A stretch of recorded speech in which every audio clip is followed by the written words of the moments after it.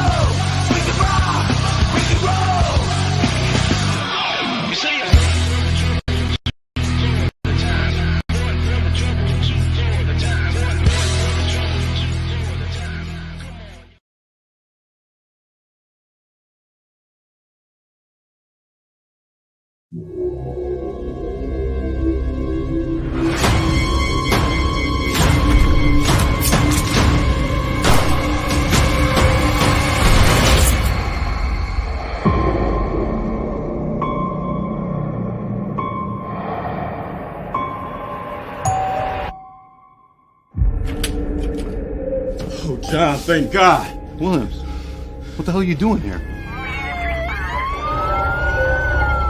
Myers. Is he dead?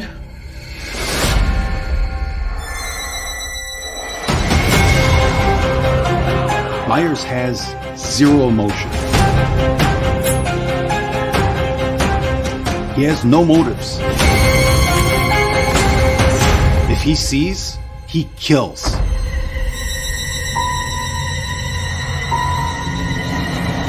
Tell the town to lock their doors. No one in, no one out.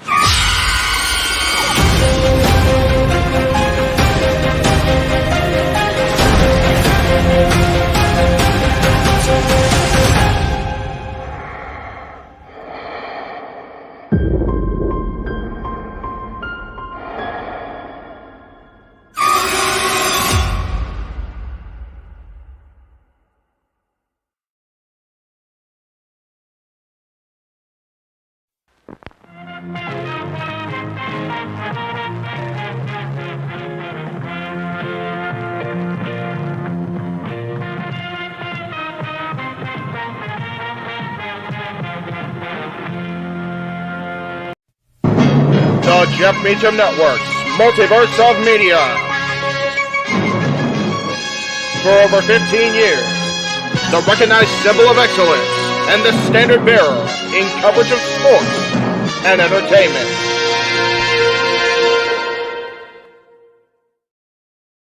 And never has that statement been more true, because we've got not only this watch along for you guys today, but also UFC coming up in a couple hours, and then, of course, open mic night because it is Saturday. And that's what we do on a Saturday. Welcome, everyone, to our coverage of not only AEW Collision, but Battle of the Belts 11, where there will actually be a title awarded. Holy bananas. Can't believe it. Jeff Meacham here, the founder of the network, along with the simple man Noah Foster on commentary for AEW tonight. Of course, we'll be joined on another stream later by our buddies Walter and James to provide coverage for UFC, and then open mic night will begin at 11 p.m. Eastern with the Renegade at the helm and whoever the hell wants to join him, because I'm taking the night off. I don't know about the rest of you. But anyway, Noah, how are we doing on a Saturday, brother? Hey, Saturday. I'm doing well. Good to see you, Jeff. Good to see everybody here at Multiverse Media once again as this madness continues for the entire week. Since Tuesday, we've been nonstop here with these watch-along streams. But it's nice to know that tomorrow I literally get to breathe and sleep. But I'm doing well. I mean, finally gave some family for the first time in person. We went to a steakhouse. It was a great vacation throughout the day. Took a couple hours to rest, watched some G1 Climax, watched Royal Rampage. Now I'm ready to cover Collision and Battle of the Belts 11 to our phenomenal preview last night from Ring of Honor. This has been a great day overall, and I hope the same is happening for you and everybody here as well. It is a Saturday that is it's been short. I'm not gonna lie. I woke up late on purpose. I decided, you know what? We had a night ahead of us, and I wanted to make sure I got some legitimate rest and sleep, protect that mentality, as you always encourage all of us to do here throughout the multiverse. That's exactly what I'm doing, trying to trying to get everything back coordinated and under some semblance of control, even on a Saturday, which is always chaotic for us here in the Multiverse media. That it is chaotic, but as the chaos unfolds on TNT, as we're waiting for Collision to start with Infinity War, because that was a batshit crazy movie. We are looking forward to 3 solid hours of AEW. Again, championships to be decided, feuds to be furthered, and then over in UFC, of course, they're across the pond in the United Kingdom, and they're going to be doing their thing. The Olympics are in Paris; they're doing their thing. It is a truly a day of a variety of sports and entertainment, and that's what we are all about here in the Multiverse of Media. I did want to start here at the top. I mentioned it to everybody in the group chat. We had been advertising that we were going to be covering certain aspects of the Olympics.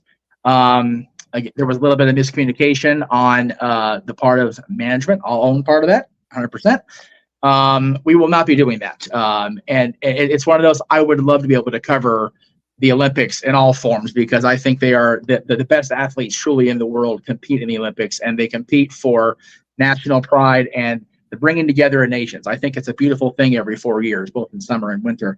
But the reality of it is there's not enough of us on the commentary side versed in the terminology or the aspects of the competition. So I felt it would be unfair to the athletes involved, as well as my own team, to kind of throw everybody to the wolves and see what lays out.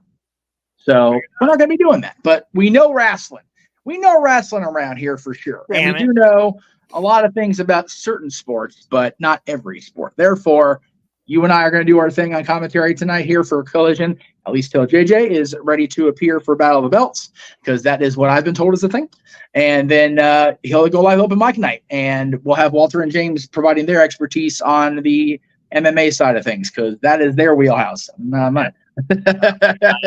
I may know a little bit, but that is definitely Walter Cruz and James Hebert's wheelhouse. Hope they have fun with UFC tonight and Bloodsport tomorrow, folks. Please come back tomorrow, because Sunday there is content, but my voice finally rests. You have Walter and James once again calling Bloodsport, and of course, me and Jeff might be watching in the green room once again. Very likely activities, because damn good show, and I think they have great chemistry, because that is literally their wheelhouse.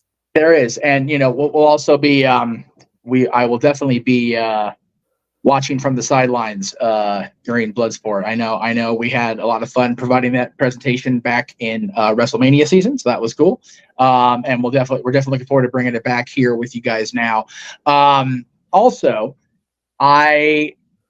it's so crazy to me that we are 1 week away from SummerSlam, which means we're less than a week away from August, which leads into the end of August, and that redonkulous week of commentary. We've got coverage. We've got All In. We've got New Japan with Capital Collision. We've got TNA with Emergence, Battle in Berlin, which, by the way, Big G will be part of that coverage on commentary, as well as tomorrow. He'll be part of Bloodsport during Shayna Baszler's bout. So keep that in mind also. As it should be. That's right. That's his girl. So, and then we go into No Mercy the following night after the Battle of Berlin and open mic night. So we are truly the Rob Zombie theme for Edge in 2002. Never going to stop. And I love it. I absolutely love it. I love it too. Again, there's never been more exciting time to be a professional wrestling fan with all the wrestling and so much to cover, much more collaboration. I mean, Anna Jay just got announced today that she will be part of Stardom's Career Tournament, the 5-star Grand Prix.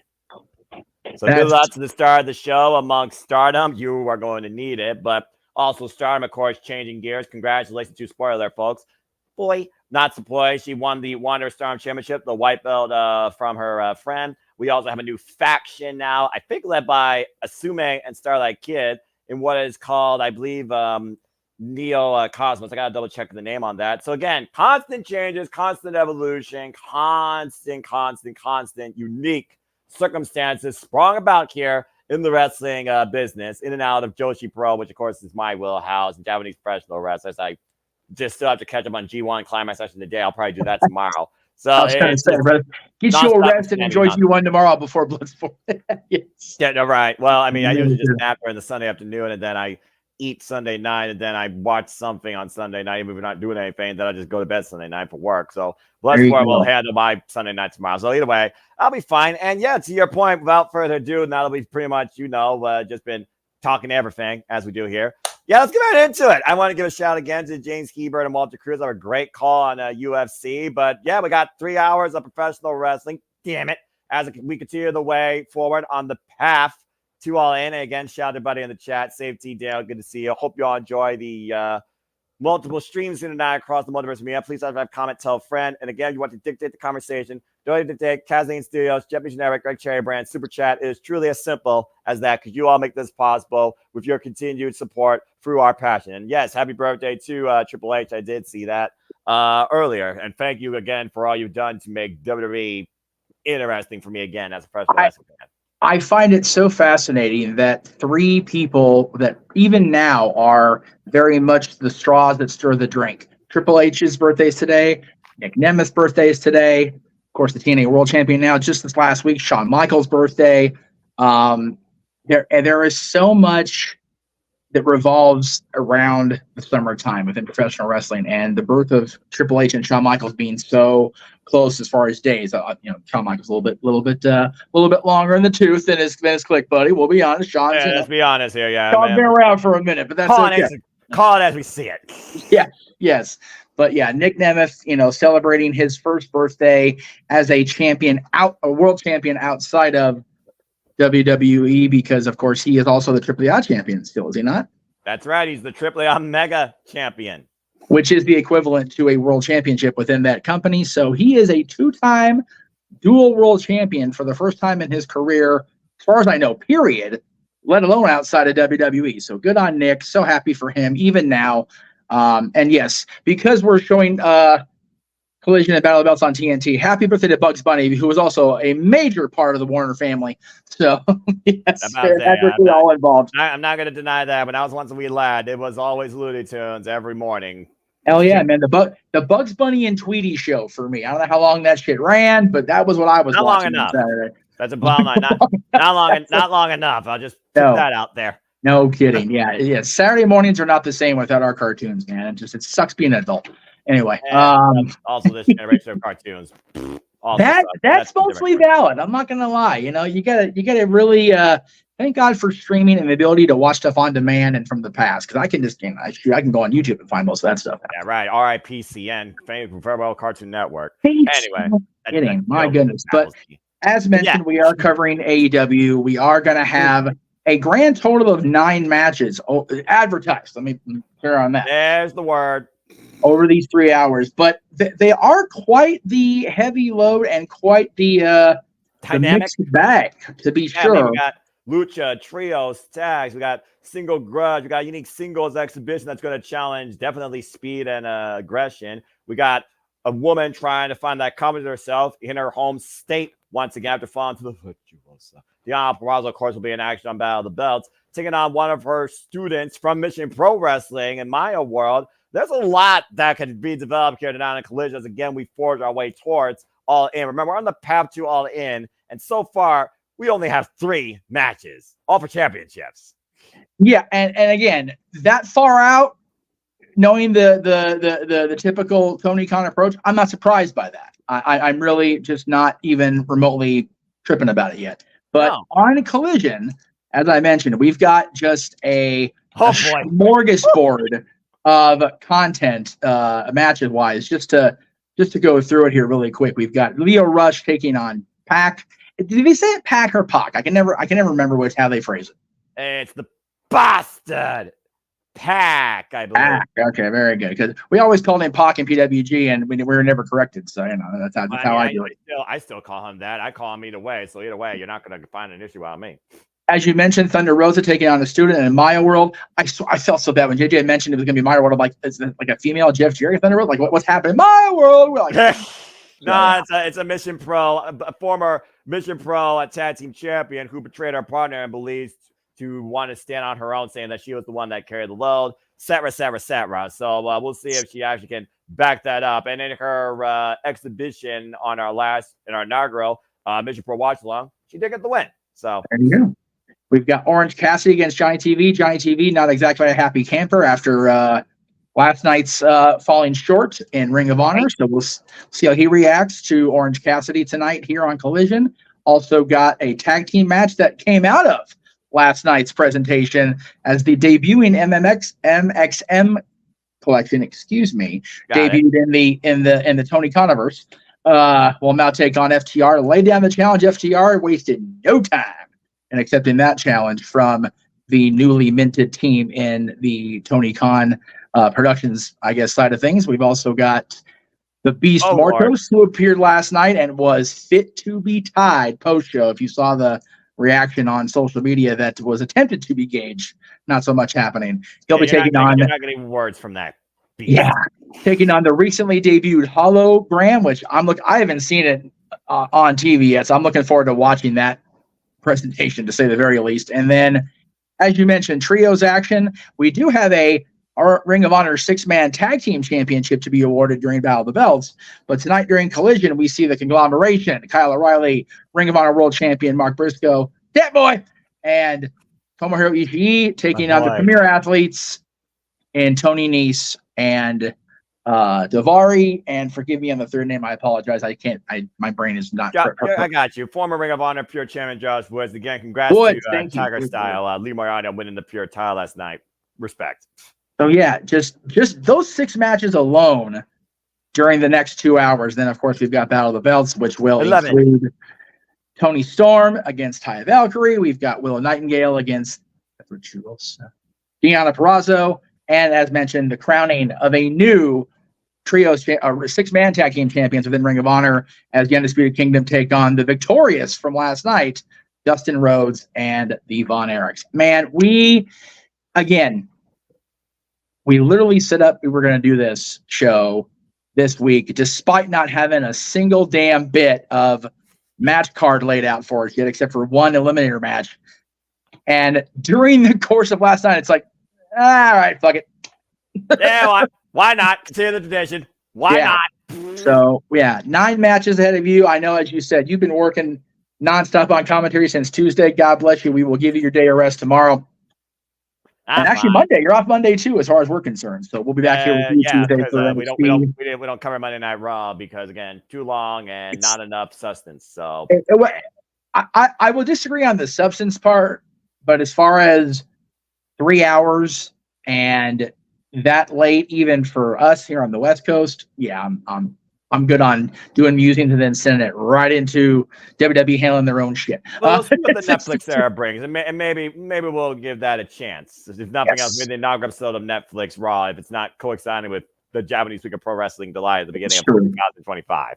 And Matt, good to see you in the chat room. Good to see everybody in the chat room coming along here. I know we're still early in our Saturday afternoon or evening, but got a lot of people already watching. And again, we'll be live in a couple hours, less than a couple hours now with our UFC coverage. I will be momentarily jumping out of here. I think by then JJ will be here to provide commentary for Battle of the Belts. So I will be out of this screen and introducing them at 9:30 Eastern, 6:30 Pacific. As of course, UFC goes live at 7 p.m.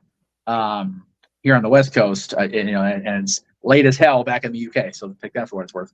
Well, and again, when you're over the Prime Meridian, I mean, you got to think about the British Standard Time. That's always a friggin' caveat. I mean, just look at New Japan Pro Wrestling with what they do. Oh, I know. Trust me. We all know, and we all know that you love that, and that's okay. But I mean, hell, we're going to start our year with that. We're going January 1st and then right into everything. So, but literally, we'll talk more about that towards the end of the year. Yes.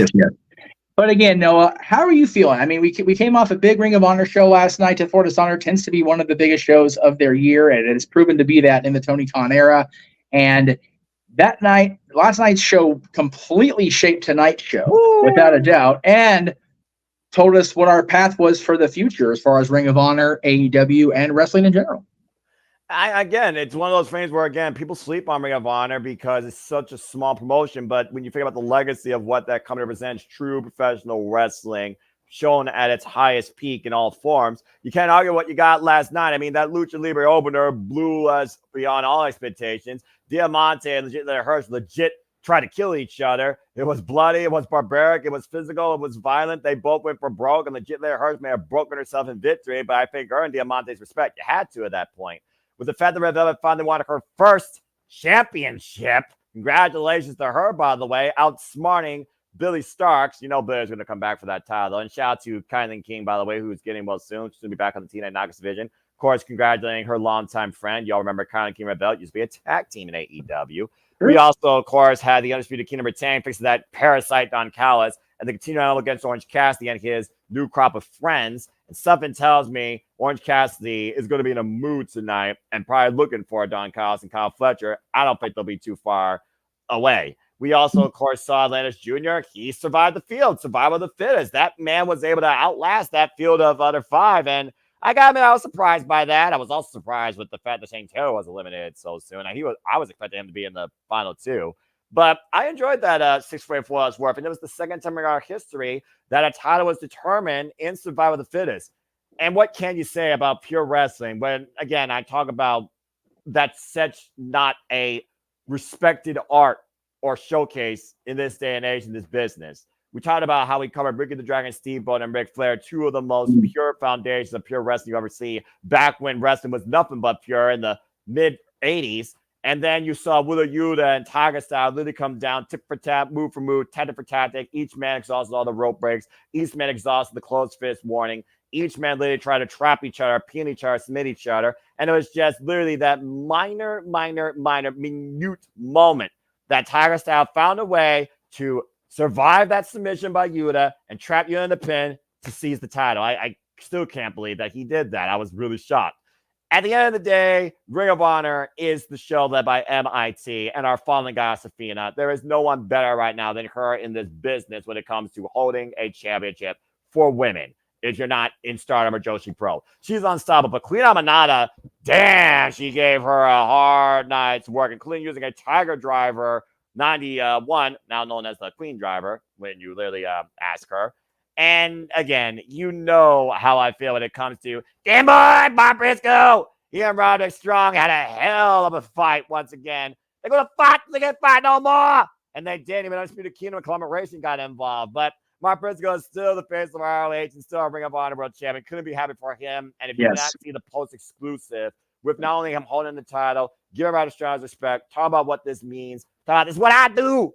He was holding his newborn named after his fallen brother. Reach for the sky, boy. Young Dave Briscoe. Briscoe's forever.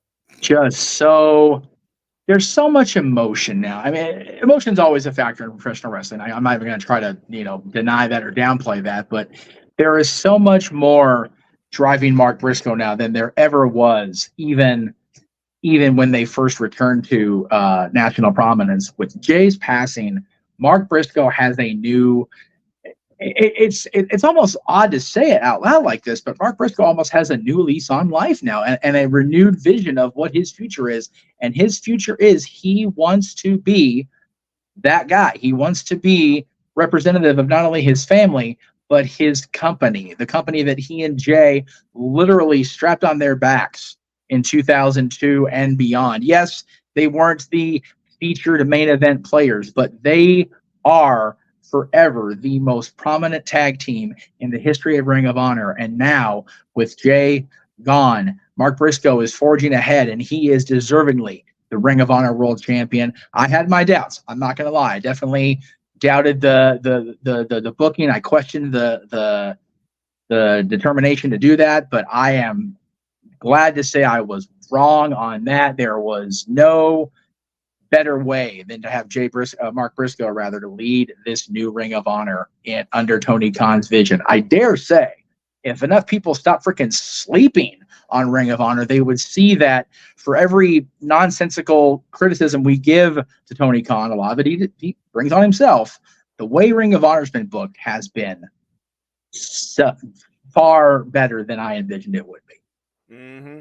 Yeah, and it's one of those things where, again, you look at the Ring of Honor weekly, streams on Honor Club, and then you see these pay-per-views and what they culminate into, even out of the blue, maybe made during the go home, if not the day when it came to 0 Hour, Outrunners and Erica Lee, by the way. Just a moment. I loved that. It was so much freaking fun. Crazy. I love it. I love it. They're forever young. I love it. It's just one of those things that, again, I think people really don't look enough towards the little players of the business. Ring of Honor has always been that little player of the business that truly honor was real, and so was professional wrestling, demonstrated to the highest degree what this sport, what this business was founded upon. And last night was a demonstration of that. I couldn't be happier for what I got to engage in last night. That's why I love this business so much, why I love professional wrestling. Again, I love storytelling, but if it's more story than wrestling, you lose me. With all due respect, I think there has to be a happy balance. Ring of Honor, though, has always been one of my go-to companies because it truly prides itself on professional wrestling. And that's the legacy of Ring of Honor, then, now, and forever. I sincerely believe that's the case and hope it will be the case because, there's admittedly been a lot more of the quote-unquote sports entertainment influence within Ring of Honor in the last, whatever it's been, 2 years now, 3 years that Tony Khan has had that promotionally back active. However, it's still fun to watch. I still enjoy it. They have had that balance. I feel that Ring of Honor hasn't really had to necessarily rely on heavy story gimmickry created. And I think that's still the case even now. Yes, there were a lot of great stories told last night and will continue to be told as we move into the end of summer and beyond. But that, for me, last night was one of those shows that, you know what? We get a show like that once a week or even once a month from one of the major companies. I'm here for it, man. Damn right. Not to overthink shit, overanalyze shit. It just was what it was. It was a great 3-4 hours, if you count the 0 hour, of professional wrestling, and we got to enjoy it.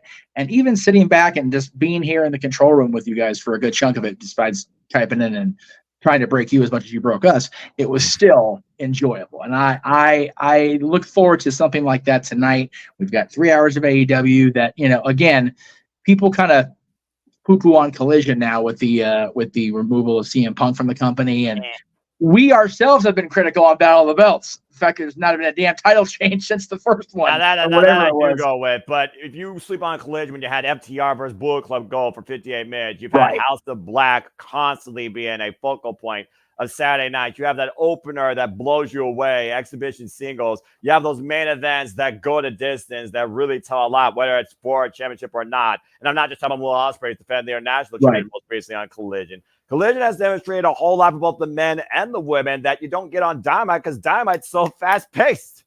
No, exactly. And again, admittingly, we are all very critical and to a certain extent kind of, brought on themselves AEW's decision-making. But, I'm trying very hard to take a easier line on them because, everybody has their reasons for the way things are done. And I'm hoping tonight, as I said, we got a great card lined up between the two different shows. So I'm looking forward to just some great, entertaining content from AEW on both shows. And the credits are rolling on TNT over for Infinity War, which again, I'm not a company star for company anymore, but man, the Avengers series has really turned my eyes away from simply DC. Marvel has been a joy to watch. So if you've not seen those movies yet, allocate some time. Let's be clear, but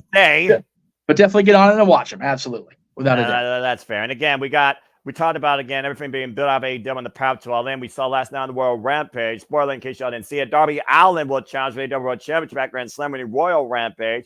Statler's got an eliminatory match against Will Nightingale for the CML Women's World Championship next week, Wednesday, it sounds like. But she has to get through first tonight, and that's nobody to take a lot of the former AAA Randus champion, TNA Knockouts World Champion, and of course, Ring of Honor Women's World Champion. And to your point, Tyler Valkyrie and Toni Storm, they're running it back. Last time she faced Toni Storm as an outcast. This time she's facing Toni Storm, who's timeless. And I'm sure Toni Storm is still seeing red because she wants to rip Mariah May's head off. Now, when Mariah May might show up tonight.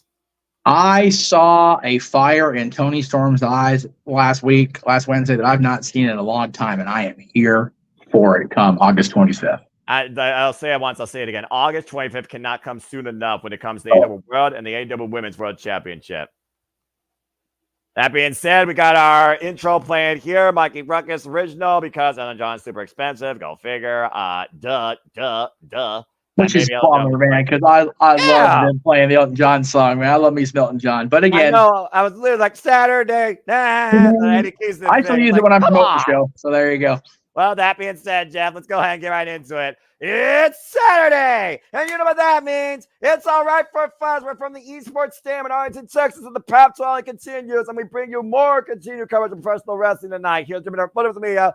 Welcome, everybody, to AEW Collision and Battle of the Belts 11. Welcome to this 3-hour show. Welcome, everybody, once again. I'm Seminole Forrester with me on the call for Collision, it seems, right now. It's the founder himself, Jeff Motherfucking Meacham. And we're starting things up with singles action here. We'll see if Orange Cassidy is TV ready. Jeff, you ready to go and enjoy Saturday Night Pro Wrestling? He better be TV ready. Between the onslaught of the Don Callis family ever looming over his head and Johnny TV coming in fresh off a loss last night, Orange Cassidy's got a big night ahead of him here. Yeah, Orange Cassidy, by the way, coming in on a Collision singles record of 6-0. He has not lost in singles action yet. And, of course, since the fight with the Best Friends, he's gotten by with the help of some new friends and took out one of his old friends. And Don Callis has not forgotten. Also, last Thursday, as partners, of course, AEW had their own little show. Arcady was there as the ring announcer. As you see in the bottom right-hand corner in San Diego, California. Oh, my God. Yeah, about to say, remember, folks, in San Diego, it was Comic-Con week as well. Oh, that's so, of course, AEW took part in the festivities. And meanwhile, we saw Tyler Valkyrie and Willow Nightingale. They were duking it all over the place against Orange Cassidy. It was intergender warfare, which brought us to this match tonight between Giant TV and Orange Cassidy. Oh my goodness, you love to see it. I again, it's funny. I'm not going to Jericho Cruise next year, obviously a little bit out of the budget, but man, they are loading that cruise up again. And the first time I really got the Orange Cassidy gimmick was on that Jericho Cruise, and just not only seeing him in the ring and teaming with Chris Jericho on the last night of the shift, but interacting with the man off, away from the ring. He is just another level of a talent. And this man, I've always had a huge love of John Hennigan and his various incarnations. His wife, Taya, of course, an awesome talent in her own right. So I am glad that in 2024, both of these folks still have viable TV time. You may not like the character, but that's the point. They're heels, folks. Just great to see all three of these talent getting showcased here at Silent Collision. Again, I also love the fact this should be definitely a stable going forward, I feel like, for Collision and Ring of Honor. I love the setup here in the Esports Stadium. And booking venues like this and a stage like this, it really does make it feel like the old days of NXT. Capacity, crowd on hand, and a room only. Yeah, people will often criticize studio wrestling and its lack of feel, but when you get passionate fans that are going to come out to places like Arlington, Texas, and see live wrestling, hard to argue with the atmosphere. As the bell rings, we are underway. Hey, I always take studio wrestling over the giant arenas because that's really where the heart of professional wrestling is, in my opinion. See, I agree. We'll see Orange Cassidy here tonight going 1-on-1 with Giant TV for the first time ever, I believe. That sounds right. Again, Orange Cassidy coming in here on a streak, but also Orange Cassidy. I do wonder if he's considering maybe, again, pursuing trios titles or tag team titles after the conglomeration, easy for me to say, kind of a tie-up. Of course, lost last night out in the Ring of Honor World Tag Team Championships. That very well could be, but again, we got a conglomeration here tonight on Collision later in action against Tony Nese, Josh Woods, and I already forgot who the third partner is. Damari. Thank you. Damari. I had to see the graphic. Had to get a visual. Premier athletes, of course. They are premier athletes. But again, you question Orange Cassidy and hit whether he's going to be team with the conglomeration going forward or whether he'll pursue other opportunities. Right now, like I said, he's got a lot on his plate dealing with the Don Callis family, and they prove that they will go out of their way, even out of the AEW bubble, to inflict pain on Orange Cassidy and his comrades. Giant TV, great escape there. Of course, the king of parkour, the mayor of Slamtown. Yes. Just go. Well, that's a stance. You can't argue with the guy and his ability to be. Well, Orange Cassidy's reaction is pretty much my reaction at this point. Just what the fuck? Yeah, that's pretty valid. And he's sunglasses on. Here we go. This should be about to say. I think Orange Cassidy took the. Wait. Hold on. See, that's how you wear sunglasses, Johnny TV. And he's wearing them at night, as he do. Oh, hey, Ray-Bans. All about the Ray-Bans. Whoop. Escape. Really move. Okay. Wait. Hands in the pockets. Orange Cassidy engaged. Here we go. The King of Sloth style versus the Mayor of Slamtown. Did you just call this thing a slot style? Yeah. That's great. I heard that one Orange yet. Cassidy sometimes tries, but also Orange Cassidy, that's always been his MO. Work as lazy as possible. And yeah, he's been one of the most efficient and successful wrestlers this last year in AEW. Not making John TV happy. He's slinging chairs across the arena. My goodness. This is what you do with Orange Cassidy. It's always mental warfare versus physical warfare. The tope with the hands in the pockets takes Giant TV off his feet while he was wearing the sunglasses. This is where my divide comes in, Noah. Like on a purely athletic level, that's crazy to try that between the two men, and they pull it off. But you look at it from a purist wrestling, you go, huh? Of course, again, it's just crazy. Of course, we know that Orange Cassidy's already engaged with Taya Valkyrie and Giant TV, as we saw in that background earlier for AEW Adult Swim crossover Battle for the Booty, brought to us from San Diego, California. Of course, the Kind of Night Trios match for Rare Athletes versus the Conglomeration. Again, like you said, stack night all night here for Collision. We got the Beast Mortals versus Hologram. And I'm very curious to see after that win last night against Commander, can the Beast Mortals continue that momentum? Also, Thunder Rosa looking for that confidence, taking on Maya World. Shout out to Mission Pro Wrestling here. Yes. One-on-one singles action. And of course, also FTR, they take on the MNX collection after MXN called them out last night. Yes. Oh, jeez.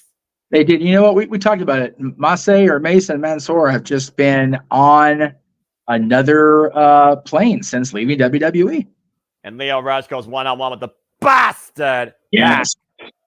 In singles action for the first time ever. Giant TV right now, bringing Orange Cassidy towards center. Last time these two faced her actually was when Orange Cassidy was AEW International Champion in August 2023. And of course, that championship now, the America's Championship, held by our scumbag, Maxwell Jacob Friedman. And Orange Cassidy rolls away as Giant TV missed the moonsault.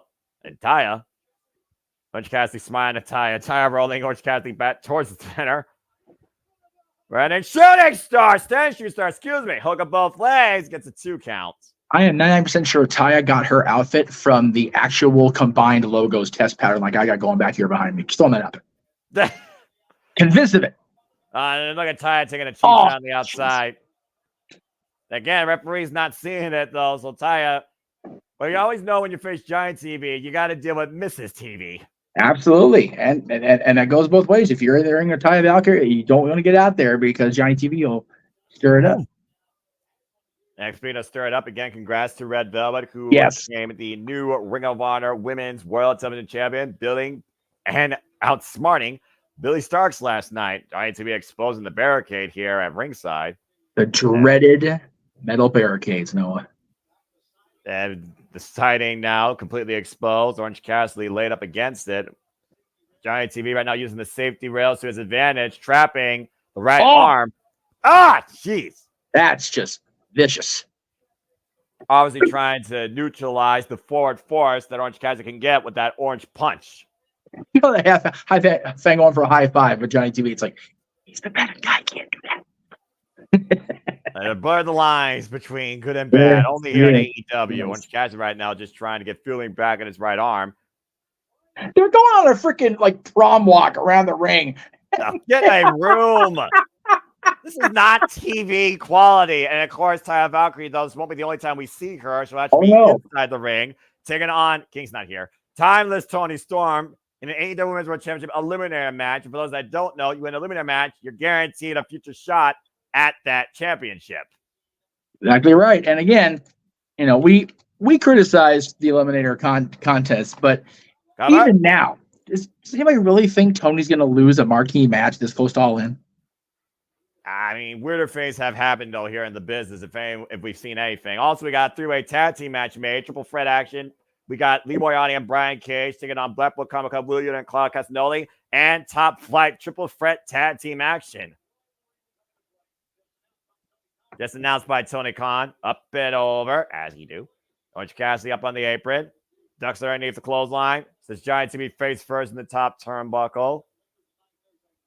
There's a lot to unpack here, and this is just our opening contest on this 3-hour showcase. I'm gonna say I don't have the graphic for that trios match. I'll have to see if I can find that. And Orange Cassidy, on Giant TV again, taking advantage of the compromised right arm. Whoa! It's a good thing they flashed that graphic because I didn't know that was going to be a thing. Again, the way that Johnny TV moves in the ring, how he can just pull off a move out of nowhere, just goes back to that parkour background, how effective and aiming athlete he is. Former WWE Intercontinental Champion. Oh my! People sleep on Johnny TV because he's been around so long, but it's a complete opposite. You can't sleep on him because he's kept himself in such amazing shape that he can now, even nearly 20 years into his nationally televised career, can still do the things he does. It's absolutely bananas to me. And of course, former Impact World Champion, Lucha Underground World Champion, Orange Cassidy, the most prolific AEW International Champion 2 times over in this company's history. And again, Johnny TV maintaining wrist control, holding on to the wrist and bringing Orange Cassidy in, taking him down. Just knocking Orange Cassidy down, but Orange Cassidy keeps getting back up. And this is when Orange Cassidy is the most dangerous, the rope through, trap of legs, only able to hook them with one arm, and Johnny TV escapes. One arm's not going to happen on Johnny TV, at least not this early in the bout. And right now, front face lock. Orange Cassidy might be changing strategy here. Reverse suplex, a stun on Millionaire. Nicely countered. Orange Cassidy following up and around the DDT. That time it actually worked. Hook of the near leg, kick out. Woof.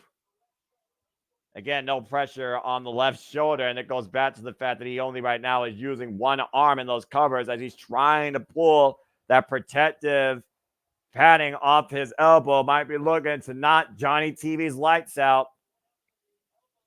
Going for the orange plunge. Johnny TV catches the fist. Armringer catches the midsection. Hands him around.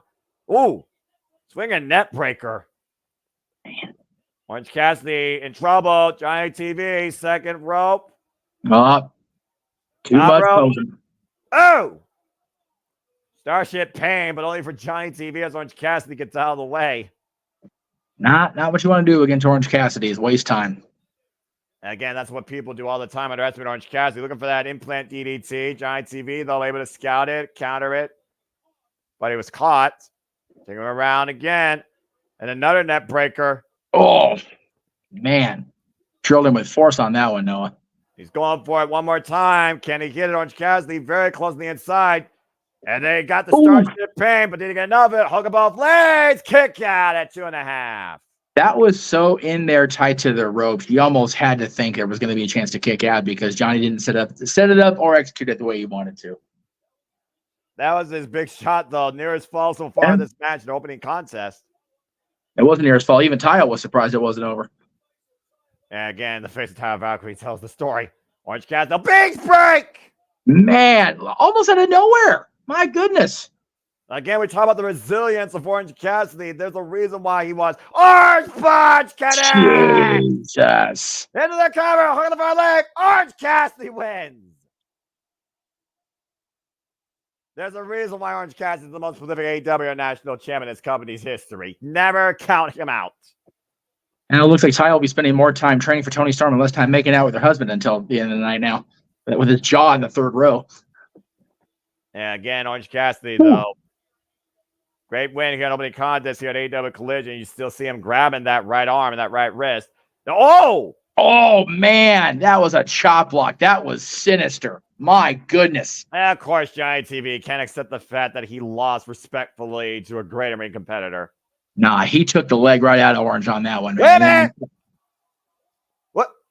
Uh-oh. Well, here comes a friend. Willow Nightingale. Not your place, Willow. Might get in trouble. We see Willow come to the end of Orange Cassidy, though. She can't stand a bully. Definitely not. But we'll see her in action and Taya later on tonight as well during Battle of the Belts.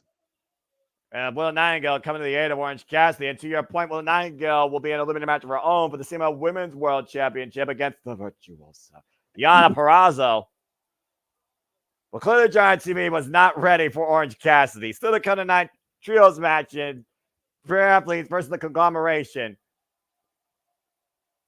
Got a good one by Willow lifting the left arm.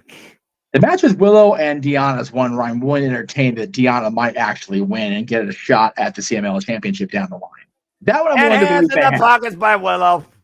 And speaking of championships, we saw last week the vacated AEW Trios Championships were defined in Trios action between the Bang Bang Gang and the Patriarchy. Action was fast, furious, violent as expected, and reckless. Yes. In the end, though, it was that Jezebel that blinded Rockhard Juice Robinson, allowed Christian Cage to hit the kill switch, and Christian Cage now holds 3 pieces of gold. You just got to know that you have to out-heel the Bang Bang Gang, and Patriarchy did it, man. Speaking of which, we're going backstage with them. Looks like they have some words. I'm noticing they're not calling them the Bullet Club Gold. I wonder if they finally got the like, okay, you're not Bullet Club. Let's cease and desist, shall we, kids? Screw the boosh. Where have I heard that before? Right. I love the evolution of Juice Robinson from his NXT days. He just impresses the shit out of me. He really does. Chemical aerosol bullcrap. Yeah, right? And they'll get the Patriarchy. Oh, boy. Nice dodgeball reference. You got to wonder if the Gun Boys got into their dad's 90s self-tanner. Probably. Those boys look dark and tan. My goodness. Cheap plug. Far to Texas. Absolutely. Always cheap plug. It's not free TV after all. I just asked the Bang Bang's house. Clear there are some Bullet Club, that Bang Bang Gang members here in Arlington, Texas. Hey, you know what?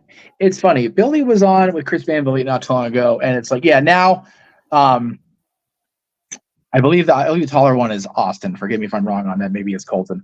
But the hair's longer and the beard's grown in thicker. But before that, he could have been a clone of Billy from like 97, 98. Like, he looks exactly like his dad. It's frightening. Yeah, you're right. The taller one with the headband, or I think the badge of the head, that is the Colton Gunn. And you're definitely right there as we get ready now for Trios tag team action as we welcome in first the Blackpool Combat Club, the former Ring of Honor Pure Champion with a Yuta, and the guy that came this close last night on Royal Rampage against Darby Allin, securing an AEW Championship shot, Claudio Castagnoli. Both of these guys, championship prolificness within Ring of Honor. Again, Claudio held them all, and then when AEW or Tony Khan purchased the company, he got the world title at last. He's been a Ring of Honor stalwart. He was in WWE for a long time, but I will always remember Claudio Castagnoli over Antonio Cesaro. Yeah, I'd say. It's definitely good to see him back in Claudio mode and doing his thing. I am so proud of this guy. Been a long time associate with him. He's awesome. And Yuta just impresses me as well. He has, and he continues to do so. And the reason I'm talking a lot and not really in because this match was made literally as they put that graphic up. That's why there's no graphic, because the graphic resolution is going to be dog shit. So I'm not going to put it up. What we're going to talk about. Fair. But you know who better? Yeah. That's your boy right there. The Machine Brian Cage. Also talk about a guy that came super close. Atlantis Jr. just capturing him a victory road to hold on to the Ring of Honor World Television Championship. And speaking of Ring of Honor champions, here's the new Ring of Honor Pure Champion, Tiger Style, Lee Moriarty, STP with some gold finally again. And speaking of which, there's Shane Taylor in the corner. Shane Taylor definitely, you got to believe, disappointed about the TV title situation last night, but we have a Pure Champion in the fold. So they didn't leave empty-handed from this arena last night. Again, we saw last night, before this honor, these two literally did everything possible to make sure that one would come up with Ring of Honor Pure Championship. Those takedowns into that submission, the suicide dives, the used closed fists, that drop on the apron, though. And again, this was the spot right here. Going for the submission. Lee Moriarty rode through, used the ropes legally. Yeah. And Yuta for the 3 count. He won fair and square. Yep. James pointed out both men exhausted every bit of the pure rules that they could have And Moriarty just outdid Yuta, and all it takes, kids, is 3 seconds in professional wrestling, and Moriarty proved it last night. Yeah, but I do wonder, though, if it wasn't for the fact that he used the ropes legally, how close was he to tapping out, as Wheeler Yuta was literally hyperextending his right arm. He was. Yuta was wearing the arm out like it owed him money. And here comes Top Flight, who was also victorious last night. We were on just for our 0 hour against the Outrunners. Of course, all three of these teams you talked about before. Jeff, that might become your new favorite team just on how much you were laughing at. Absolutely. Absolutely. Just ridiculous how entertaining they were for no damn good reason. The youngest man alive, the Outrunners, Turbo Floyd, and Truth Magnum. Respect, and shout out to Erica Lee. I hope that she sticks around. Yes, oh I was so grateful you found that information. It was driving me batshit yesterday. My goodness. I know. You're welcome. All right. Even the professor needed another lesson. My God. Aubrey Edwards, our official for this con. This looks like 2 men legal at the same time. Con will tie up. Don't be like that. I won't be that guy if I don't have to. And to be fair, she's got 6 guys and managers to deal with, so she's a little under the gun here. I'll give her that tonight. Yeah, I'm about to say she's got Action and Dread on the outside and Shane Taylor on the outside. Nobody in the Blackpool Combat Club's quarter besides the 2 men. Shout out to John Mosley, who has taken a well-deserved time off vacation. Yes. Respect. And of course, to our boy Brian, who is now a little under a month away from, God help me, realizing that dream. Tag made. And it looks like Dante Martin has tagged himself in. It looks like we got Dante Martin versus Wheeler Yuta. Interesting matchup here. Well, I mean, Dante Martin, we've seen him in both tag, trios, and singles action. He calls himself Inhuman for a reason. Springing up and over out of the corner. Catching Wheeler Yuta coming in with the Enziguri. Again, Dante is just so quick on his feet. Cross body, hook of the leg. Aubrey counts 2. I'm surprised Aubrey got a 2 out of that. She was kind of slow getting down there, but she got 2 out of it. That's how Dante hit it. How hard he hit Yuta. Excuse me, all the hell. And congratulations, by the way, to not only the women of honor, but Aubrey Edwards, who made history being the first female referee, part of a Ring of Honor pay-per-view in history. Congratulations. Very cool seeing Aubrey continue to make history again. I ha-ha on Aubrey a lot, but she's one of my favorite people I've met. She is one of my favorite people I've met in wrestling in this 5 years I've been doing the Multiverse of Media. She is one of my favorite people I've met. So bravo. I would love to meet her. She seems like a wonderful person. Whoa, nice teamwork there by Top Flight taking Claudio down with the DDT. She is patient as hell when a certain ginger photographer couldn't get the right picture on the ship until 4 days in. I'll say that. And speaking of teams, there we see backstage the infantry alongside Trisha Dora. Everybody jockeying for momentum here when it comes to tag team championships. Of course, we got the Ring of Honor tag team championships and the AEW tag team championships. Tag. Not to mention reignited trios championships on both sides now with Patriarchy at AEW, and tonight we'll determine the new Ring of Honor 6-man tag champions. That was showed up a lot there by Blackpool Combat Club. You know, I look at Claudio Casanova. We talk about this guy having all the tools of the trade, but last night he did not shake Darby Allin's hand. And Claudio did say at one point, I'm not the wrestler I want to be. I'm the wrestler I need to be. But sometimes I do wonder, does Claudio still feel like there's something missing from him in the fact of the wrestler that he is? The fact that he, once again, lost out on a big shot. Now, you got to remember, there was the big label on Claudio for the longest time was he is pound for pound the strongest guy in professional wrestling. I don't know if that's the case anymore. There are so many guys who, well, maybe not in the bulk area of a Shane Taylor or a Brian Cage or the super heavyweights, the meaty men slapping meat. Claudio, there's guys in Claudio's range and even smaller in weight that are just strong like boot. And it's got to be weighing on his mind that Claudio doesn't have a true defining identity in wrestling anymore after being that guy for so long. Yeah, but again, he still puts in the work every day, unlike most people in this business. The work MO of Claudio Casanova virtually is unmatched. I think it's that forward drive that carries that chip on the shows. Go to Restaurant Quiet Picture in Picture, by the way. Fuck television.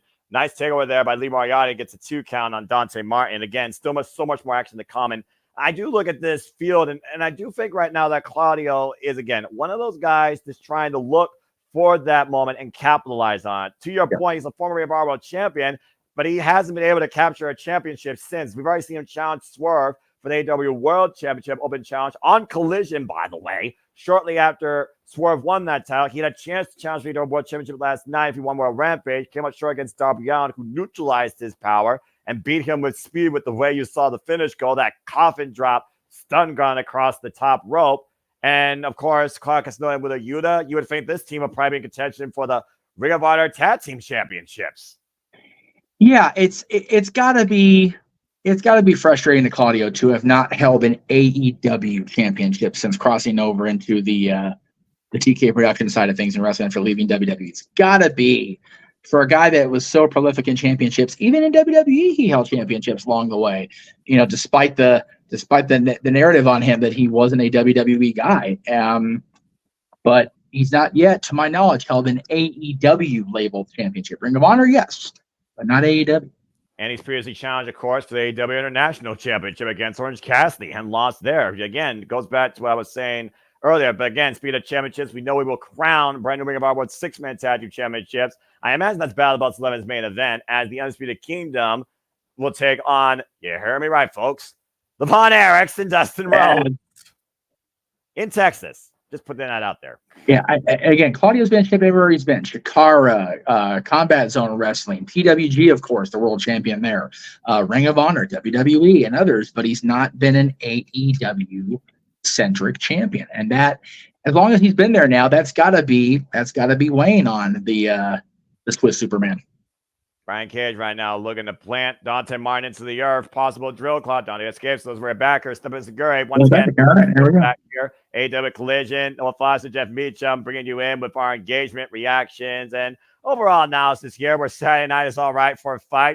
Again, shout out to the other side that will be covering UFC here very soon. Of course, we're also going to be covering Battle of Belts 11. Immediately following Collision, that's where a 3-hour block tonight on this Saturday night, too, before we head into Open Mic Night, the weekly Saturday shenanigans hosted by the ranking wrestler J.J. Williams. Shining Wizard, but Lee Moriarty cover, hook the leg with a Yuta comes in for the save. It's one of those feelings that you have something like you can hear, like a phone or something like vibrating, but you know it doesn't exist because it's the only phone here and it's right here. Yeah, it's driving me nuts. Yeah. Anyway. I feel like there's a vibration that goes for a wrestler's head when they hear that hit on the mat. That's sometimes the only way that a wrestler's able to kick out. Dante makes the blind tag. Here comes Claudio. Oh, boy. Claudio things. Uppercut train to Brian Cage and Lee Moriarty. Shout out to the big baller, Big G. Good to see you, bro. I hope that you're doing well. And again, folks, stay tuned to No DQ and Zimmer Networks Media, bringing you coverage, predictions, analysis for the biggest event of the summer. Literally 1 week from today, SummerSlam. I will not be with you all, as I will be there live, but I'll see you all shortly afterwards. Again, Claudio, though, will just not stop. Takes Brian Cage up and over to the floor. Brian Cage had a great showing last night also on Royal Rampage. Scoop slam by Claudio to the new Ring of Honor Pure Champion. Uh-oh. And the double stomp. Jesus Christ. Into the cover. Kick out at 2. He's just so agile and quick for a guy his size. It's absurd. He is a complete athlete. He is. Lee Moriarty might be going to swinging. He's just a swinging. And Lee right now needs to grab his head, asking for a timeout, nowhere to go, unless Claudio says so. He might just leave him in the cheap seats. Not a big arena. Might not be out of the realm of possibility. That's fair, actually. That's right. Uh-oh. Claudio right now might be looking to size up Lee for that. Blind tag made, though, by Darius.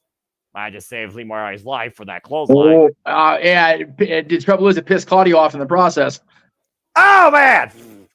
Hey, it worked, though. Big flatliner face first goes Lee, and Willa Yuta saves the matchup. Darius nearly getting the win here like he got against the Outwards last night. Now caption the leg. Ooh! Fisherman buster by Darius Martin. Lee Moriarty sliding in, though. Deep hook on the legs. 2 count. Not enough pressure across both legs there. Lee figured that was it. Party can't believe it. Ooh! Man, what was flatliner? Cover by Darius. Brian Cage in now. Almost a modified flatliner of sorts there, Jeff. Oh, boy. That was an ugly flatliner. Oh, my God. That was ugly, but nothing. Powerbomb. Nothing unclear about what that was. That was ugly, but it was a powerbomb. I called it ugly. I called it effective. Everyone's just flying all over the place. Dante. Uh-oh. This gets axe handled by Claudio to Dante. I told you they pissed him off. They blind tagged him. They made it. Yeah, who's more pissed off between these two men? Yes. The meat division. Yes. Oh, here we go. Royal Rampage. Picking up from last night. Claudio Castagnoli and the Machine Brian Cage. Claudio who eliminated Brian Cage last night. All Aubrey can do is just stand back and watch. My goodness. Oh, boy. I don't know if Aubrey actually is a vegetarian or a vegan. And I right think now, she Claudio is. and Brian Cage just clubbing each other. Ducks underneath. Massive uppercut by Claudio. Oh. Super kick by Brian Cage. God. Stereo super kicks by Top Flight, though, wipes out the meat division. Whatever it takes to get it stopped. And from meat to flight! Over the top goes Top Flight, soaring through Brian Cage and Claudio Castagnoli on the outside. Wait, whoa! God, where did he come from? Shoot it like a missile. Oh, that was a botch and a misstep. We got enough of that, Pele. Oh, my goodness. That could have been disastrous. That could have been very disastrous, man. Hey, he better go get checked out when he gets to the back. If he can get to the back now, that is. My God. Discus lariat by the Machine Brian Cage. White stairs out. Running uppercut by Claudio. He landed on his head, but I don't think it matters because he just got sent in the 10th row. Now Moriarty, though, up, though, but there was a blind tap by Yuta. Lee unaware of it, though. Drops the knee across the back of the neck of Darius. Yuta legal missile drop kick. You said Moriarty wasn't aware of it, and he paid for it. And now it's Yuta and Darius. Olympic slam. Oh, And nicely down. done. Seatbelt pin in and Blackpool Combat Club with the win. That was a message from Yuta to Moriarty. No doubt about it. Yeah. With Yuta avenging that loss from last night, getting trapped in a pin, getting a pin win here tonight. Very similar trap style pin, but you notice away from the ropes, no controversy. He straight up pinned that man in the middle of the ring, and you know he is sending a direct message to Moriarty after what happened last night at Death Before Dishonor. Real Yuta is not done with him or that Pure Championship by any means, Noah. And we're not nowhere near done tonight, Jeff. Still to come tonight, Leo Rush for his pop, but coming up next, get ready for some Lucha Libre action. The Beast Mortals goes one-on-one with Hologram when we return to Collision. Fuck television. Yes. That was fun. Well, hell, if we're gonna go on full commercial, I'm not going to run my own full commercial again. Why don't we go ahead and show people again for those that tune in for the first time, folks? This is what we do here at Multiverse Media when it comes to watch along events. Check this out. It's everything, including tonight, coming up here in just about an hour. Stay tuned. We'll be right back after they're done with commercial. Maybe. Yeah, a real commercial. We should be done first, though. We'll see. Yeah. And now, preview time. So let's take a look at what's coming your way.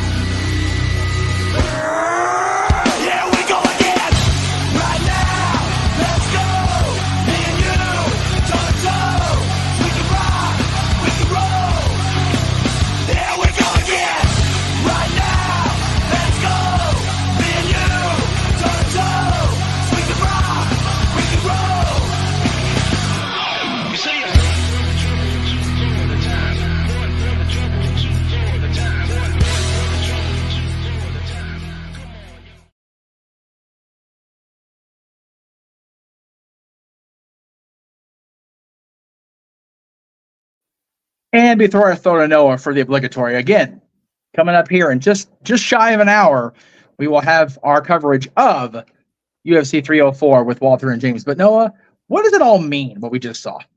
Again, I can't say it enough when it comes to what we truly encompass here at the Multiverse Media, whether it's WWE, NXT, Ring of Honor, NJPW, AEW, independent promotions.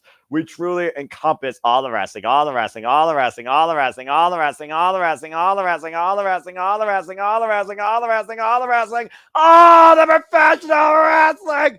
Damn it! And combat sports and other form of sports too, including Japanese professional wrestling, where the first week I'm going to try and kill everybody on here. If ever we're going to die, it's going to be Noah inflicting the death on us all in that first week of January. It's going to be Noah, Stardom, Mary Code, Wrestle Kingdom, Wrestle Dynasty, and New Year's Dash. Let's fucking go. And Wrestle Dynasty is a multi-suspect thing because every company in the world except WWE is involved in that shit. It's Pretty much. Yeah. It's like That's a multi-suspect situation on that one, not just this guy. So, anyway.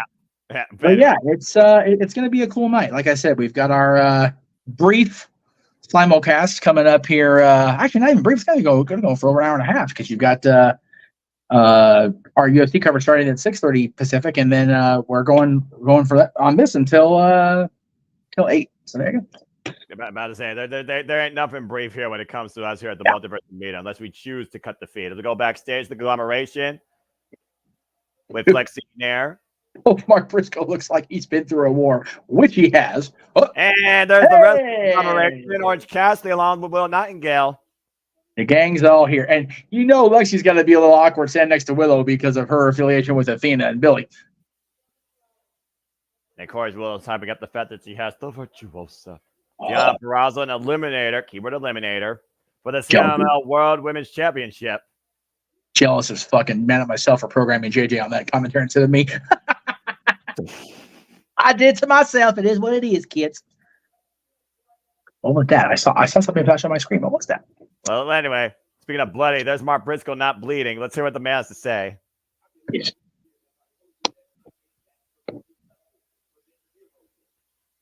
His exasperation is not 0. Do I know? Not gonna let the Fatinas buy way down his spirit.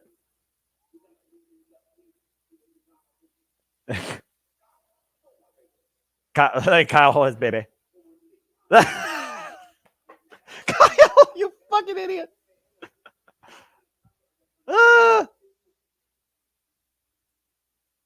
Oh no! Oh.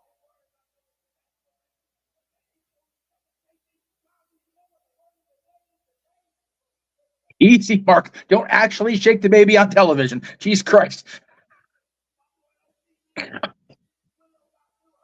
What about do her thing? About do our thing?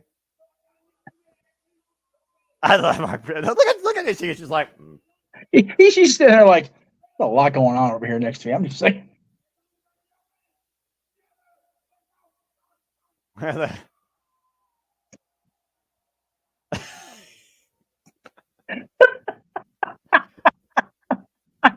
Damn it, Harper.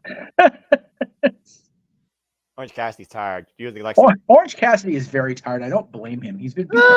I can't pull myself together after that because Mark Briscoe always breaks me. God bless that man. Mark Briscoe is a crazy man, and he's been allowed to reproduce, which is even scarier. Just saying. Anyway, okay. As we go back inside the arena, we welcome in a hologram. Get ready for single Lucha Libre action. Oh my gosh, I'm sorry. Blah, blah, blah, blah. Right. Okay, I'm good. I promise. God bless you, Mark Briscoe. Please never leave the wrestling business. A hologram who literally surprised the hell out of us. For those that don't know, he is Aramis, primarily known out of Mexico. He is a former Royal Wrestling Lucha champion and current Gali Tag Team champion and indestructible champion, if that makes any sense to you. Of course, we're talking about the conglomeration. We have a conglomeration of wrestling companies that work with AEW, including CMLL and AAA. But Hologram actually comes to us from a promotion down in Mexico called Gali, Galli, Lucha Libre, and still works down there. And the Hologram, of course, won his debut match last week, Jeff, against Gringo Loco in high-flying fashion. Absolutely crazy. And again, I don't know who he is. I don't know if anybody knows who he is. And if we do, I don't know if I want to know. I kind of like the kayfabe, not knowing who it is. Well, again, we talk about what Lucha Libre means when it comes to, the pride of their mask. Again, simply put, folks, Hologram is a luchador from Mexico. If I can put it as simple as possible to anybody that's watching wrestling for the first time, and that's what commentary is supposed to do.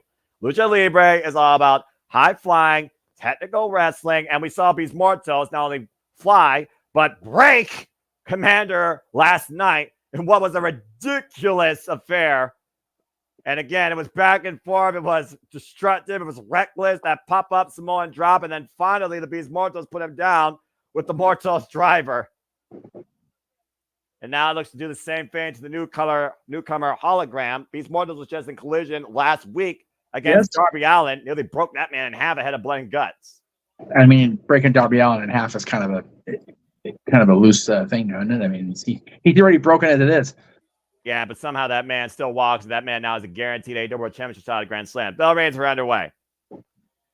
And yeah, now it's just unfortunate it wasn't an America's Championship opportunity. Because I love to see Maxwell Jacob Friedman smack Darby Allin upside the head a couple times. and someone tells me that MJF and Darby Allin will meet again, but MJF right now has to be the Ollie bruv at All In. Yeah. I don't think for 1 minute they're done. Beast Mortos falls in off the ropes. Whoa! The guy that size should not be able to move that quick. A corkscrew takeover with the arm drag. Now, in his previous name of Black Taurus, he's another one of those guys that should not be. Wow! All right. Actually, taking the Beast Mortos off his feet there with the Tijeras. Beast Mortos has one of his own though. Hurricane Rana. They're trying to take Beast Mortos down for a pin. Unable to. Yeah, no. Just too much power. Wait, roll through though. Cover 2 by Brandon Martinez. The Cazadora that time for the near fall. Look at the speed here. Both of them too. Not just the Beast throwing him around. They're both going supersonic speed in the standoff here. That shit like that impresses me. This guy Mortos is just not a cruiserweight or an X division, typical athlete, and he's just matching the speed and the ferocity move for move with holograms. Baffling. Lucha Libre chants raining out here. I love hearing it. This is professional wrestling. And they are in Texas, so there you go. Damn right. Oh, spinning soulbot, knee lift, back elbow strike, snapmare, and a neck crank. Beast Mortos with a great combination against hologram. Caught with a scoop slam. Damn. Cover 2, count only as it gets the left shoulder up. I'm wondering if Dustin Rhodes is starting to have people be pissed off the fact that Randy Orton's called the greatest snap power slam and now Mortos just did it too. We saw Dustin do it quite a bit last night. There's some discussion about the best snap power slam in wrestling, and Mortos just showed he's in that conversation. And of course, we'll be covering AEW All In here August 25th when they go back to Wembley Stadium. Tickets still available now. If you want to be part of that show, if you're across the pond, shout out to my friend Amara Jade, who's always here to show that Jade is worth more than gold. Misdirection! God damn. And just literally hoisted hologram out to the ring with that pounce. Can hologram bounce back in this? Stay tuned, folks. Restaurant quality, picture in picture. Fuck television. Yeah. Oh, wait, maybe not. I hope not. It beats one in control. Oh, damn it. There it goes. Right. I knew it was going to do that. Yeah. That was ridiculous. And the TV picture froze on mine. I don't know about you, but the actual picture of Collision froze. Yeah, it did. Beast Mortos was like, "Woof. I will pause until this stupid commercial's over. No, we froze. All right, well, since no action to call, fuck it. All right, why not? Yes, I absolutely do, Big G's. Big G's asking for those of you doing listening part of the show. Oh, we're back on the content. But he said, "Do you think AEW should stick to smaller venues like this?" Yes, I do. It's one of those people will talk various opinions about studio style or sticking to a single venue location, but you're able to. And this is going to sound a little shady, I guess, but you're able to contain the environment and have the crowd more directed toward what you want to do in cases like this. And when you have a smaller venue, you can't have people bitch about the fact that they're not selling out worldwide because they're not traveling worldwide. So whining, pod shotting, whatever immature nature you want to do on the internet or on screen is your choice. But what I'm saying is if they have this venue and they continue to stay consistent, then there you go. If the numbers fall off, then yeah, there's definitely conversation. It's like if they can't even maintain the numbers in the same venue, that's problematic on the business side of things. Absolutely.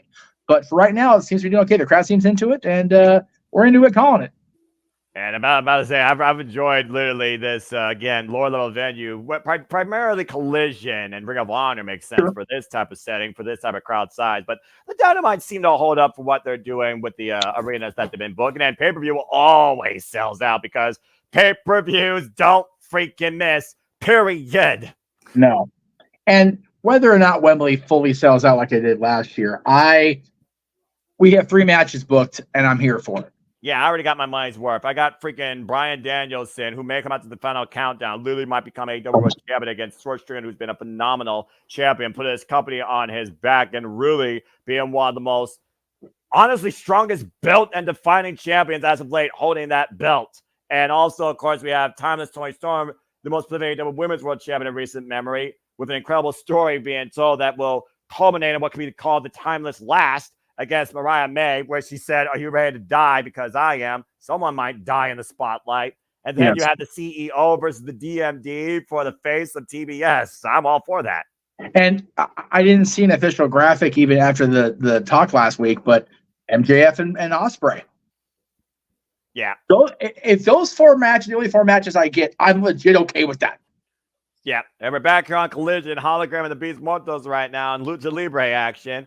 After trying to rip Beast Mortos' mask off during the picture-in-picture. Slipping in between the ropes once again. Outspeeding, up and over, Hologram goes. And up and around, twisting around. Are you kidding me? Shit, I can't book somewhere. Incredible move by Hologram. Great body control by Harris there. Almost 3 full revolutions before taking the Beast Mortals finally down off his feet with that Harris. Unbelievable. Again, these guys just continue to impress, man. Every single time I see Mortos / Black Taurus, I'm just forever impressed. And Mortos looks like he was doing something off the second rope, and Hologram, Oh, it took too long. Figure got caught. Oh, no. And, oh, boy. Hammerlock at the end. Whoa, no, man! That was almost a Bubba Bomb with a hammerlock. That's not even going for the cover. That was just showboating. Yeah, that's that and that might cost him with a new guy. Yeah, 1 count. Yeah. I guess he wanted to make sure that he was down for the count and just didn't think that he was. I don't know what was going through his mind there. It just the bravado goes through all of us. We all are human, even this guy who doesn't look human. And right now, again, Beast Mortos. See the rising chest cap. You see the rising of his breath, though. Might be exhausting more energy than Hologram at this point. And Hologram able to get the boot up since Beast Mortos up and over. Lands in the apron. And Zaguri, though, slips in between the ropes again. And what's Hologram looking here? Both men on the apron. He almost did it. That was scary. Boot. Yeah, about to say again, the apron. You do not have much footing there. Oh. Up and over. Oh, my God! You know, that was spectacular to watch. Not going to lie. But, man, he somersaulted. He landed tailbone first on that apron, which is no joke. He almost bit it going out there to start the thing in the first place. And you were mentioning Mortos looking tired. A guy that size trying to keep pace with a cruiserweight, you're going to get tired, man. Both these guys have got to be feeling it. And Mortos right now down on the outside. Hologram, though, walking the ropes and launches off. Jesus. What a swanson bomb. That was a hell of a walking across the rope and then into a senton onto the Beast Mortos, laying him out and getting the accolades from this crowd in Arlington. They are into Hologram, no doubt about it. And listen to the people there. Shout out to Sign Guys. See him over there on the other side. Yeah, we were mentioning that. Is it the same Sign Guy from ECW days? Let's see here. Red hat, the jean jacket. Oh, no, I'm sorry. I'm thinking, you know what? Rick Gockberger from the WWE Sign Guy. Yes, that is definitely him. I'm sorry. I just saw him on screen. So, yeah. Whoa, man. Wow. And that time, he was able to take Beast Mortos off his feet with the Tope Suicida despite Beast Mortos trying to catch him. That looked a lot more frightening than it could have been. Take a look at the replay, Jeff, at this ridiculous springing off the top rope, keyboard top rope, swanton bomb, and then flying long distance with the Tope Suicida caught by Beast Mortos, but taking him off his feet with his momentum. I loved the sudden rotation on the senton there. He didn't rotate until near the very end of that. He timed that very well. Like I said, it looked shaky on the move before, but he had that senton with precision. It was beautiful. The move after, well, scary. And right now, back inside the ring, Hologram up to the top rope. Up on top, caught by Beast Mortos. Caught by the beast. Electric chair position. Oh boy. Spearing up the shoulders. What? God, poison rana! Jesus Christ. Cover. Put the leg kick out. Man, that you gotta be on point precision to pull that off. Good on both of them. My God. And from the shoulder position, might I add, electric chair stood on the shoulders, dropped down, and took these models over to poison rana for a near fall. Back heel kick connects. And once again, looking for speed. Caught though. Uh-oh. And Beast Models right now has hologram. Backbreaker over the knee. And this Finally is how caught up with him. Oh man, instead of the backbreaker powerbomb, rolling lariat wipes hologram inside out. Shoot the half. Hook of the near leg to win. Kick out by hologram. And power bomb across the knee. You don't see that very often, but it sure is effective. My God. I also always wonder, though, how much damage it does to the person that executes it. MJF knows a figure or two about that. Oh, yeah. That's why he was out for 7 months or whatever it was, 6 months. Well, that and so much more. Of course, Yes. MJF, he will be defending his newly named and minted AEW American Championship against Will Ospreay at All in Wembley. Back elbow strike, though, as Hogan's trying to fight back. Catches him with a step in Seguri. Rocks the beast. We're going to fall in again. Again, speed versus power has been literally the tail of the tape here in this match. Oh, my gosh. Yeah, but again, no, Mortos is matching the speed, but Hologram just not able to manage the power. Hologram, though, and perhaps he can't match the power, but he certainly can outfly him, and both these men might be going for broke off the top rope. Uh-oh. Face to face, beast is up. Hologram has him. Walk, gosh! Avalanche to Harris. God bless you. Hologram, though, right now, the top rope again. Beast Models rock. Cross bomb! Crucifix bomb! Damn. 1, 2, got him! Another trap pin. Interesting. Yeah, crucifix bomb into a crucifix roll-up. Hologram wins. Man. Unbelievable. It wasn't the prettiest match of the night, but my goodness. That's a highlight reel and a half. Yeah. It just very lucky both were okay. A Yeah. sensation on the rise here in AEW on Collision tonight. Hologram makes it 2 in a row. Silicon Knight, Leo Rush goes 1-on-1 with the bastard pack. Good grief. Yeah, that was amazing. It was definitely interesting. I again, there was a lot of, hard to be a fan and a commentator because a lot of it was just like, unnecessary risk. Yeah, but that just seems to be the case anymore, especially at Lucha Libre. If you follow AAA, CMLL like I have, and of course AEW, where they say that the best wrestle, call that what you will, that still was some tremendous Lucha Libre action. A couple of messy spots, to say the least, because, again, that apron, you really do risk life and limb, considering that is braced by steel and wood. I know we say about television on these commercials, 30 years of Friends they just advertised going on TBS. 30 years that show was on the air? Man. That's one of those longer-running series that people don't really consider the longevity of outside the theme that you just clap at that. I mean, it was on for 10. But it's been 20 years since they went off the air. That shit's crazy. Wow. Again, TV, everything's just being archived on streaming. I mean, good on the 6 of them and the supporting cast for creating such a global phenomenon with such a simple idea of a television show. Good on them. Wow. I mean, again, you know how to use a simple idea, and you know how to just continue to expand on it while keeping towards the original integrity of it. You can actually make something beautiful and long-term out of it. That's crazy. Whew. All right. Well, now we got a moment to breathe again. Deck him. That was awesome. I freaking loved that. That was awesome. Hologram, man. I'm digging Hologram. Aramis, whatever you want to call him. Again, Aramis, formerly involved in Mexico. At one point, I thought that he was Aerostar from Lucha Underground. I thought that was going to be the case too. So while we have a lull in the action here, full on commercial, there was a video produced by a current AEW title holder, former world champion, and a multi-time title holder around the world, and I tend to agree with them. We want you to stop supporting UK invaders. Oh, Jesus. This is why Will Ospreay is going to have a match of international proportions and his home turf, bro. Oh, boy. MJF keeps playing with fire. He made it personal. Now he's making it political. I was going to say, if you get Kurt Angle to jump on your support team, you must be doing something right. If Kurt Angle shows up at All In MJF's corner, oh my God.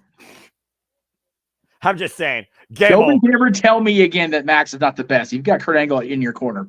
And then Will Ospreay has Johnny Saint in his corner. Jesus Christ. Fuck all the way off with your nonsense. Oh my God. That's great. I'm just saying. I'm here for it. I'm the worldwide wrestling fan. I know how to connect this stuff. To be fair, Johnny ain't doing shit since they got rid of NXT UK. So hey, why not? Don't remind me. I missed that promotion. Hey, we'll get NXT Europe back. You just got to get back on track. We'll get it. It'll be there. Be there. At least ICW, OTT, and Pro Wrestling are still doing incredible things as well as Progress Wrestling. So there's that. As we're back here on Collision, getting ready for singles women's action, Maya World from Mission Pro Wrestling goes one-on-one against La Mera Thunder Rosa. Again, you are definitely the connective tissue man on this. Where did this arise from, Mr. Foster? Thunder Rosa last week lost to Deonna Purrazzo in that lumberjack match, thanks to La Loca, Taya Valkyrie, and she was devastated, despondent backstage.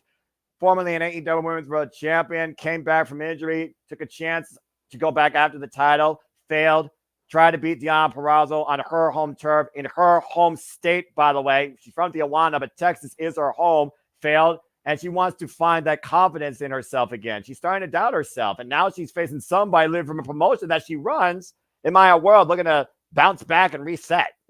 I say, Maya's got support out there. They got Let's Go Maya sign out there. They're cheering for her in Texas, brother. Bell Reigns are underway, and of course, we'll be covering Mission Pro here soon enough with the JMN with me next month in August, as Isa Miranda will have her first Mission Pro Championship defense against La Rosa Negra. It's Summer Night Stream, I believe, is the name of the show. Correct. Referee Mike Posey for this contest. Mike Posey, another one of those referees, is just a national treasure. Should be protected at all costs. I love me some Mike Posey. And, of course, the Ring of Honor Pure official, leading official, also been the lead official as of lately for Athena's matches. And Maya made nice escape there again so far. Good starting point here. I do like Mike Posey. Yeah, go ahead. I do like Mike Posey, but again, there could be discussion that, having one referee last night may have gone the way of Aminata instead. Athena took every opportunity she could and it paid off. And the bottom line, the referee only can call what he saw. He saw that Queen Aminata got old-faced, and Athena, Armenian Overlord, is still our Ring of Honor Women's World Champion. Of course, AEW Ring of Honor, we continue to cover here. We'll be covering Grand Slam Wednesday, September 25th. We know Darby Allin will be challenging for the AEW World Championship that night on Dynamite. It's just a matter now if he's going to challenge against Swerve Strickland or Bryan Danielson. Speaking of Bryan Danielson, we'll hear from the American Dragon after that unique sit-down reflection of encouragement by Jeff Jarrett last week, Wednesday. We will hear from the American Dragon Bryan Danielson this Wednesday on Dynamite. Nice hip toss there by Thunder Rosa. God, I hope that this Jeff Jarrett status is not leading to a big giant swerve. It'll piss me off so much. Well, this is Jeff Jarrett we're talking about. I know. That's why I'm not ruling it out. More than anybody. You know more than anybody. Oh, yeah. I very much live in Jeff Jarrett's world, but I'll be upset if he ends up screwing Bryan. That'll piss me off to know it. That is not wise to slap Thunder Rosa. No, especially in Texas. What are you doing? What's wrong with you? I mean, she does work in her promotion, to be fair. So technically, she is finding her boss. That's true. Rosa's been in a mood. Like, I wouldn't do that. Lufet's President Thunder Rosa. She's been in a mood since last week, since losing that lumberjack match to Deonna Purrazzo. Deonna Purrazzo, once again, the virtuosa, getting the better of La Mera in what she is trying to craft in her new age of the virtuosa. And Thunder Rosa right now, a lot of pride here. Still on that quest to regain the AEW Women's World Championship, taking out all the frustration she feels like she needs against Maya World in the corner here. I can send a Maya World to another galaxy with them shots in the corner. Shout out also to fellow AEW wrestler Lady Frost, who will be competing in CMLL here very soon. Oh, man. Hesitation drop kick in the corner. Yeah. I'm always amazed at hesitation drop kick. It just takes such a unique skill set to pull off a hesitation drop kick. You got to get the hang time, and you got to make sure you land it properly. Unbelievable. And right now, Thunder Rosa getting the better of my world with these forearm stretches. You look at the eyes of Thunder Rosa. She is in a mood tonight. Irish whip. Thrown off. Of course, Thunder Rosa first won the AEW Women's World Championship against Thunderbreaker DMD. 50 roll double stomp. Damn. In Texas in a steel cage match. Yes, that's right. And as you mentioned, we'll see Britt Baker challenge Mercedes Moné, now with Camille, apparently, for the TBS championship. That didn't take long. Camel Clutch, you're going to tap out to Thunder Rosa. Let's not forget Thunder Rosa, previous background in MMA. Thunder Rosa wins. Right out of Tijuana there. Great submission there with the arm. Uh-oh. Wow.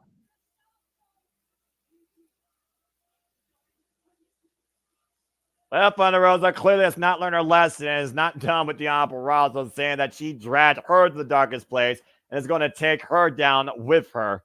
Enjoy the punishment. So clearly Thunder Rosa is not done with Deonna Purrazzo. The Virtuosa may want... I don't think the Virtuosa has enough to be concerned about, honestly, because Deonna Purrazzo has bigger things to focus on. And Thunder Rosa clearly is not done with this fight. But Deonna's got to keep her head on the swivel side during Battle of the Belts with Thunder Rosa looming in the building on the same night. So... And, well, we'll see if those words reign true and if actions follow as soon as tonight. Thunder Rosa with the win, though, here tonight in Collision. And, of course, we look back, though, at Dominion, June 4th, 2023 in Osaka. It was Will Ospreay who, of course, took on the Murder Hawk, Lance Archer, as we look back towards the rise of while we got the AEW, American Championship. It was Will Ospreay who literally contended to gain the IWGP United States Championship. Lance Archer was that first obstacle towards that goal. And speaking of which, we're running that back. Will Ospreay goes one-on-one with the Murder Hawk Lance Archer this Wednesday on Dynamite. Oh, my gosh. That's going to be ridiculous. I'm here for it. Wait a minute. There's a commotion backstage. What's going on? Uh-oh. Oh, my word. What the hell? Man. Oh, no. Well, say his name and he appears. It's the Murder Hawk, Lance Archer. I mean, Lance Archer's been decimating anybody that's been in his way. We saw what happened last night on Rampage Alejandro. Again, everybody dies. Yeah, but you need to skip the process. Jesus. And well, Lance Archer saying that Will Ospreay should not be in line for the AEW American Championship. Of course, Lance Archer, a former IWGP United States champion. Oh, my. Who are these random kids he's just rolling through here? My God. If this is some random independent talent just looking for a break or research, this is one hard way to gain research on the bigger stage. After all, everybody dies. Well, Papa Wreck is left behind by the Murder Lance Archer as we go back inside. Time for the conglomeration, trios action. Here comes that boy. That was disturbing. I don't know. I like that personally. Jake the Snake has brought something out of Archer that he was already stirred up as it is, and he's just at another level now. My goodness. And of course, yeah. How about these as guys? the conglomeration walks out, I do want to just question. It's a great question. With Thunder Rosa and AEW, do we see Izzy in AEW in the foreseeable future? As long as she's facing Mercedes in a long-term story-told revenge match, yes. Well, I mean, again, that also comes down to the fact we've already had one of the youngest champions here in AEW and Billy Starks, who you know is going to go after Red Velvet to regain her Ring of Honor Women's World Television Championship at some point. But I could definitely see that. Referee Aubrey Edwards for this contest. Trios action underway here. The premier athletes taking on the conglomeration. Tomohiro Ishii, Kyle O'Reilly, and the Ring of Honor champion, Mark Briscoe. Let's go down to Arcady with the... Oh, good grief. There's that damn lawyer. I was going to say, we're going to let Sterling do his own introductions for these guys, apparently. Ugh. Look, I've already beaten the legal system. I don't need to be listening to any more lawyers. I saw enough of them in my city. Well, I wonder if premier athletes were named because they lost the America's Top Team connection. Or whatever the hell Dan Lambert's team was. Yeah, America's the American Top Team. I know what you're referring to. Yeah. You haven't seen hide nor hair of him or Paige Van Zandt forever, so. When Paige Van Zandt decided not to be a wrestler, a smart idea. So you don't have to worry about that. That's probably why you haven't seen them. She's just going to stick to boxing. Pretty sure she's making money on the same side of things that Mandy Rose is. So, good on her for it. And obviously, the Premier Athletes are insulting Texas. Go figure. Tony Nese with his 8 abs. Count them. They're there. He'll tell you. I'll give you 8 reasons why Texas sucks, right? I'll give you one reason. I'll give you one reason. They took TNA from Cleveland. I'm never going to forgive them for that stupid state. I was going to say that the problem with that is that I'm an American League Baseball fan. I don't like the Rangers, and I sure as shit don't like the Astros. So, Tony Nese has got me on his side on that front, if that's the case. Football, let me be Cowboys. The wings are underway, and shout out to my best friend Vaughn, who also is a diehard Dallas Cowboys fan. His entire family is. Right now, we got a tie up here, looks like, with the former Rear Pure champion, Technical Beast Josh Woods against the Vine artist Kyle O'Reilly. If that's the case, then your friends and I have the same theme song. You are not alone. And he's a diehard Michael Jackson fan too. So you're just putting out all this stuff. You and him would probably connect very well. Freaking Cowboys, almost 30 years since the title. Jesus. Woo! Josh Woods, though, able to bring Kyle O'Reilly to their corner. Tad made a Tony Nese. The original Premier Athlete, being perfectly honest here. And so, we're talking about Leo Rush and Pat coming out later. 2 guys who, much like Tony Nese, had a brief glimmer of hope with an NXT Cruiserweight division, and then the other shoe fell. But these guys have had a new lease on life in AEW. Chopping and kicking away at Tony Nese, Tomoyoshi E and Kyle O'Reilly. We saw this team come so close in getting the Ring of Honor World Tag Team Championships last night at Death Before Dishonor in their second ever tag team match. And Mark Briscoe, though, is the guy that, again, it doesn't matter who he's fighting or who he's fighting with. He's always just going to bring the fight. And he really has brought something out of Kyle O'Reilly and Orange Cassidy for that matter. And Tony Nese just fucked up. It was in that moment. Yep. Oh, boy. They're having no effect on Ishii. Ishii will never show you pain, will never show you weakness, but he'll show you what it feels like to hurt. Ishii wants more. Go ahead, Tony Nese. Dude, Tony, he's going to hurt you. Oh, well. Yeah. Jab, chop, jab, chop. Combination by the Stone Pitbull. This is Stone Pitbull Wrestling. Tammy to Mark Briscoe. This guy has literally come off blood and guts in a bloody war for Rhoda Strong last night for the Ring of Honor World Championship. Oh, and he's still in action tonight in trio section the following day. God bless this man. They're just crazy. There's a lot of them. And here comes Kyle O'Reilly. And Tony Nese, though, with a cravat applied, though, and also wrenching the ear. Oh, he eats the knee in the midsection. Snapmare followed for Daivari, though, picking the ankle, though. The Premier Athlete's taking advantage on the outside. And again, Kyle O'Reilly is in a world of trouble right now. And I think things just broken down. Is he trying to restore the order? Aubrey, though. Oh my! God. Step up. Don't pick on hello by Mark Briscoe. Then boy, I want everybody on the outside. And this match continues. The match I call it picture-in-picture, redneck kung fu, fuck television. Too much happening. Can't click it all at the same time. I love it. I love the chaos that is AEW Collision at times. And still the night FTR goes up against the MXN collection.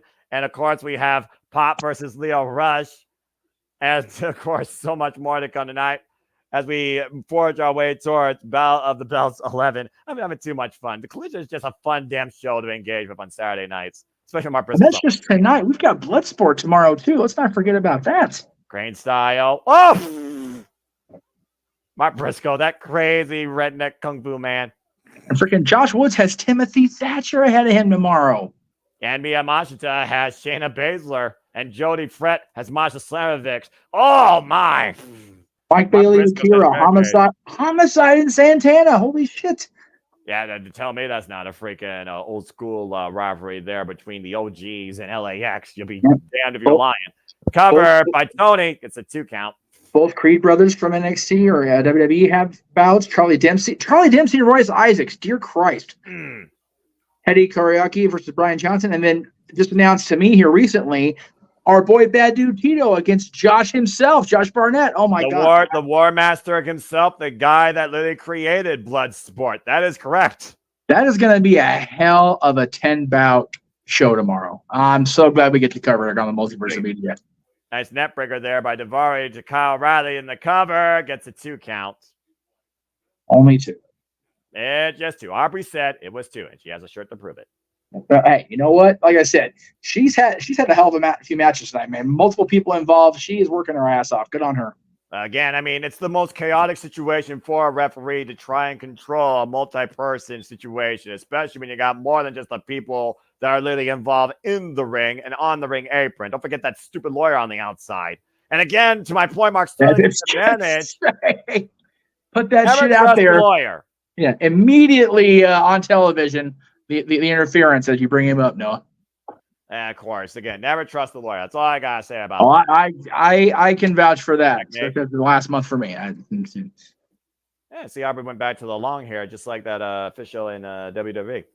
Yes, Lock takedown now by Ari Daivari to Kyle O'Reilly, and Kyle right now needs to make a tag desperately here. And so far, we know on Dynamite, and again, Battle of 11 is coming up live next. We know so far in Dynamite we got Lance Archer versus Will Ospreay. Yay. We got the Will Nightingale versus Chris Statlander for a CMLL Women's World Championship Eliminator. And we're going to hear from the American Dragon, Bryan Danielson.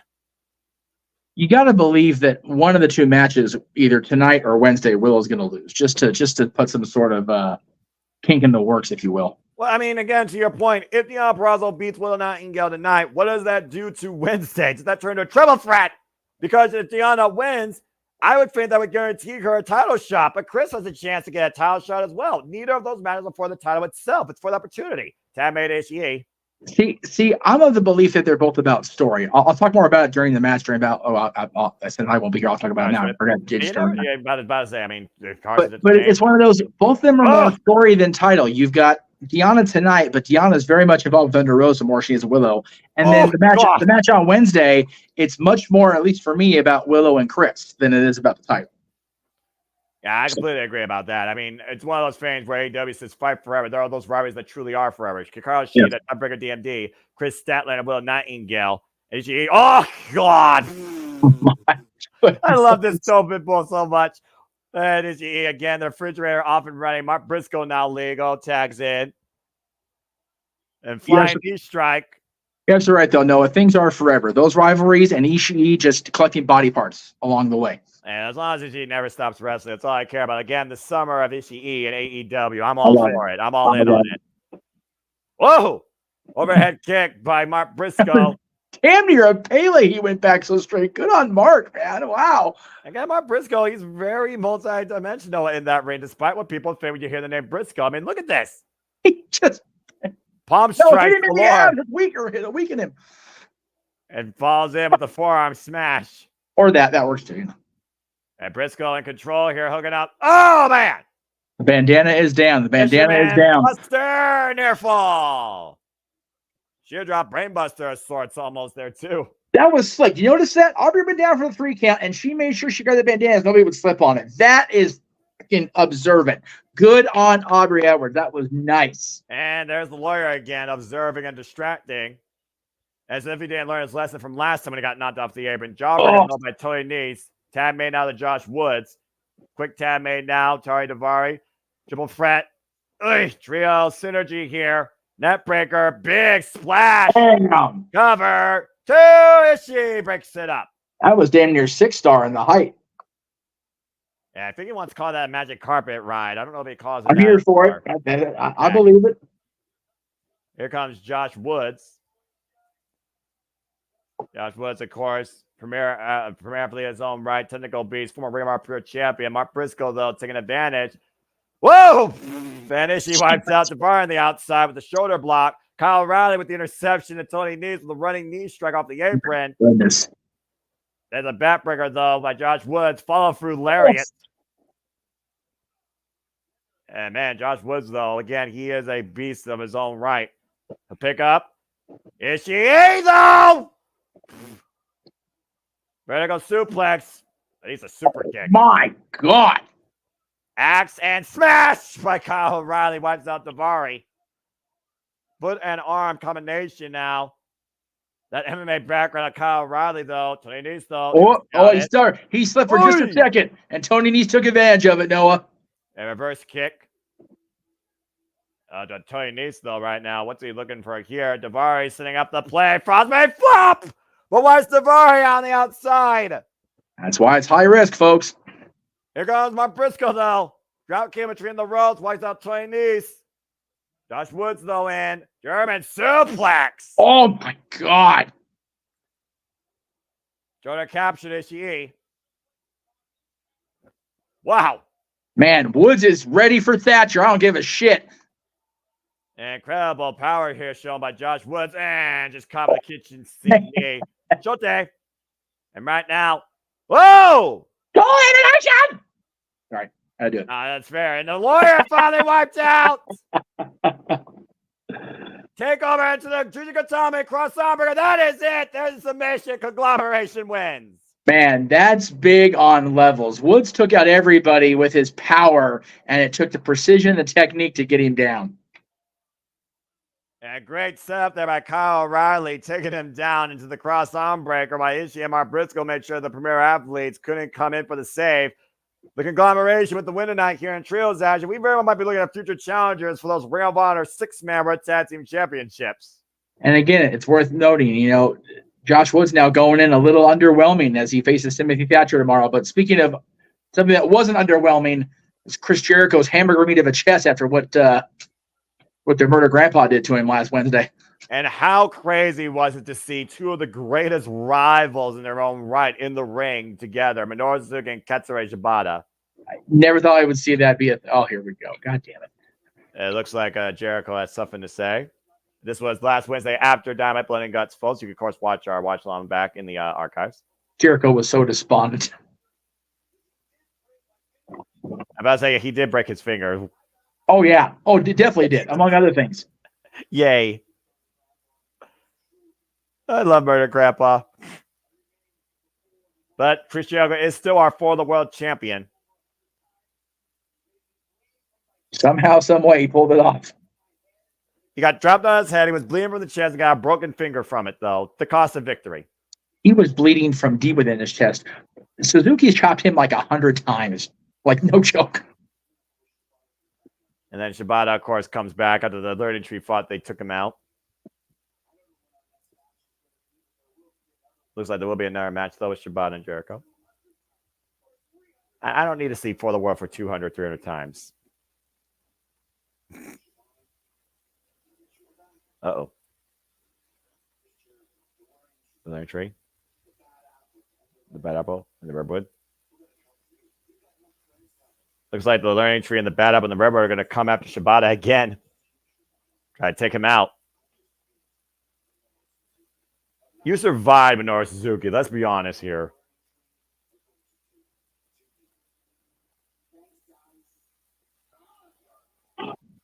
You can see at one point Renee had this surprisal laugh.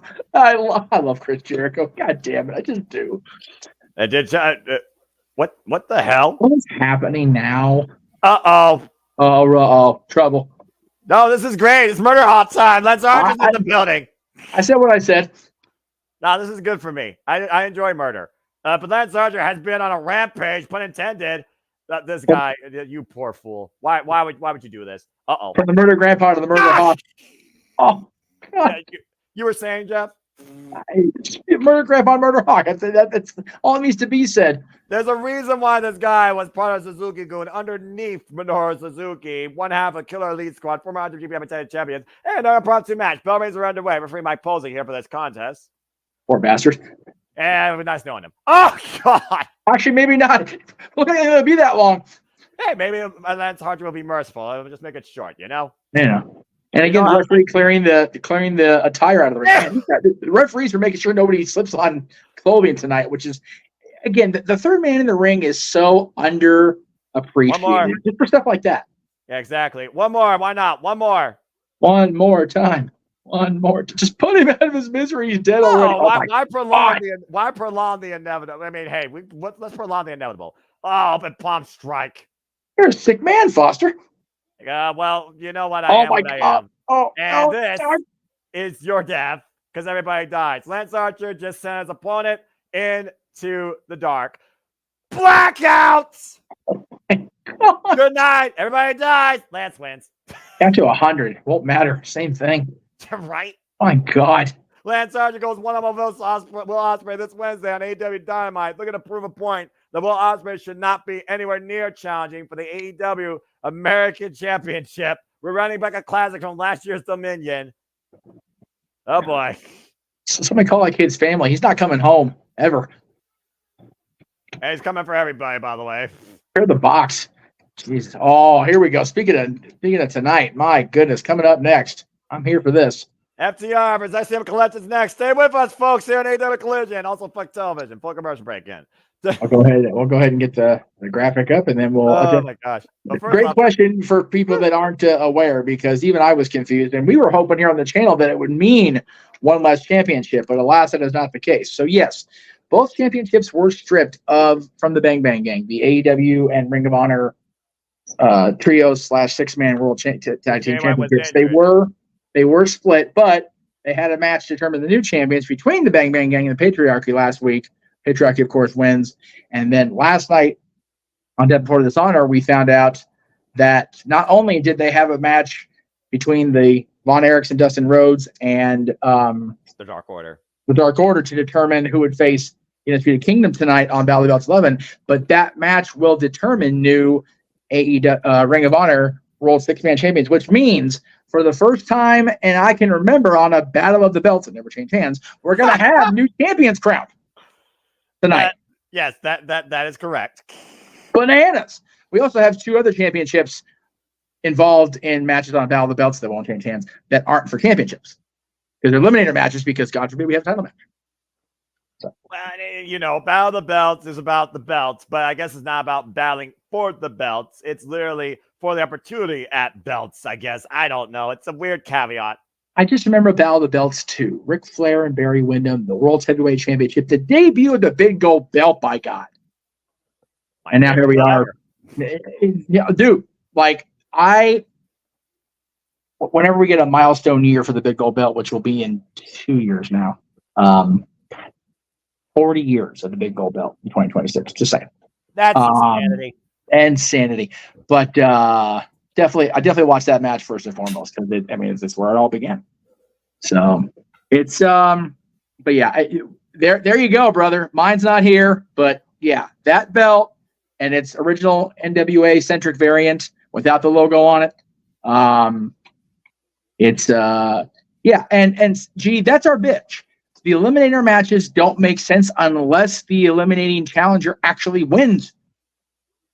And hey, you know what? If Deanna wins tonight against Willow and doesn't get chicanery from Thunder Rosa, and if Taya beats Tony tonight, for whatever fucking reason, I love Taya, but let's be real. Tony's got All In coming in. I mean, yeah. Unless Mariah May wants to make it more personal ahead of All In, just to rile up the champion. Because let's be honest here, you're not getting a bigger match of the AEW Women's Division right now on the grandest pay-per-view of the year, the biggest stage for the biggest audience right now, than Timeless Toy Storm versus the Glamour Mariah May. It's not possible at this moment. No, it's not. And you think of the origins of Battle of the Belts down in Florida, Championship Wrestling from Florida, just a amazing NWA territory back in the day. Oh, hang on. Speaking of top guys, here are the top guys. Now, these guys would have ruled the NWA in any era. As they have ruled tag team wrestling this era across any company you put them in. FTR, who is on a crusade to get back the AEW Tag Team Championships and become 3-time AEW Tag Team Champions. Very poignant words for the Acclaim, by the way.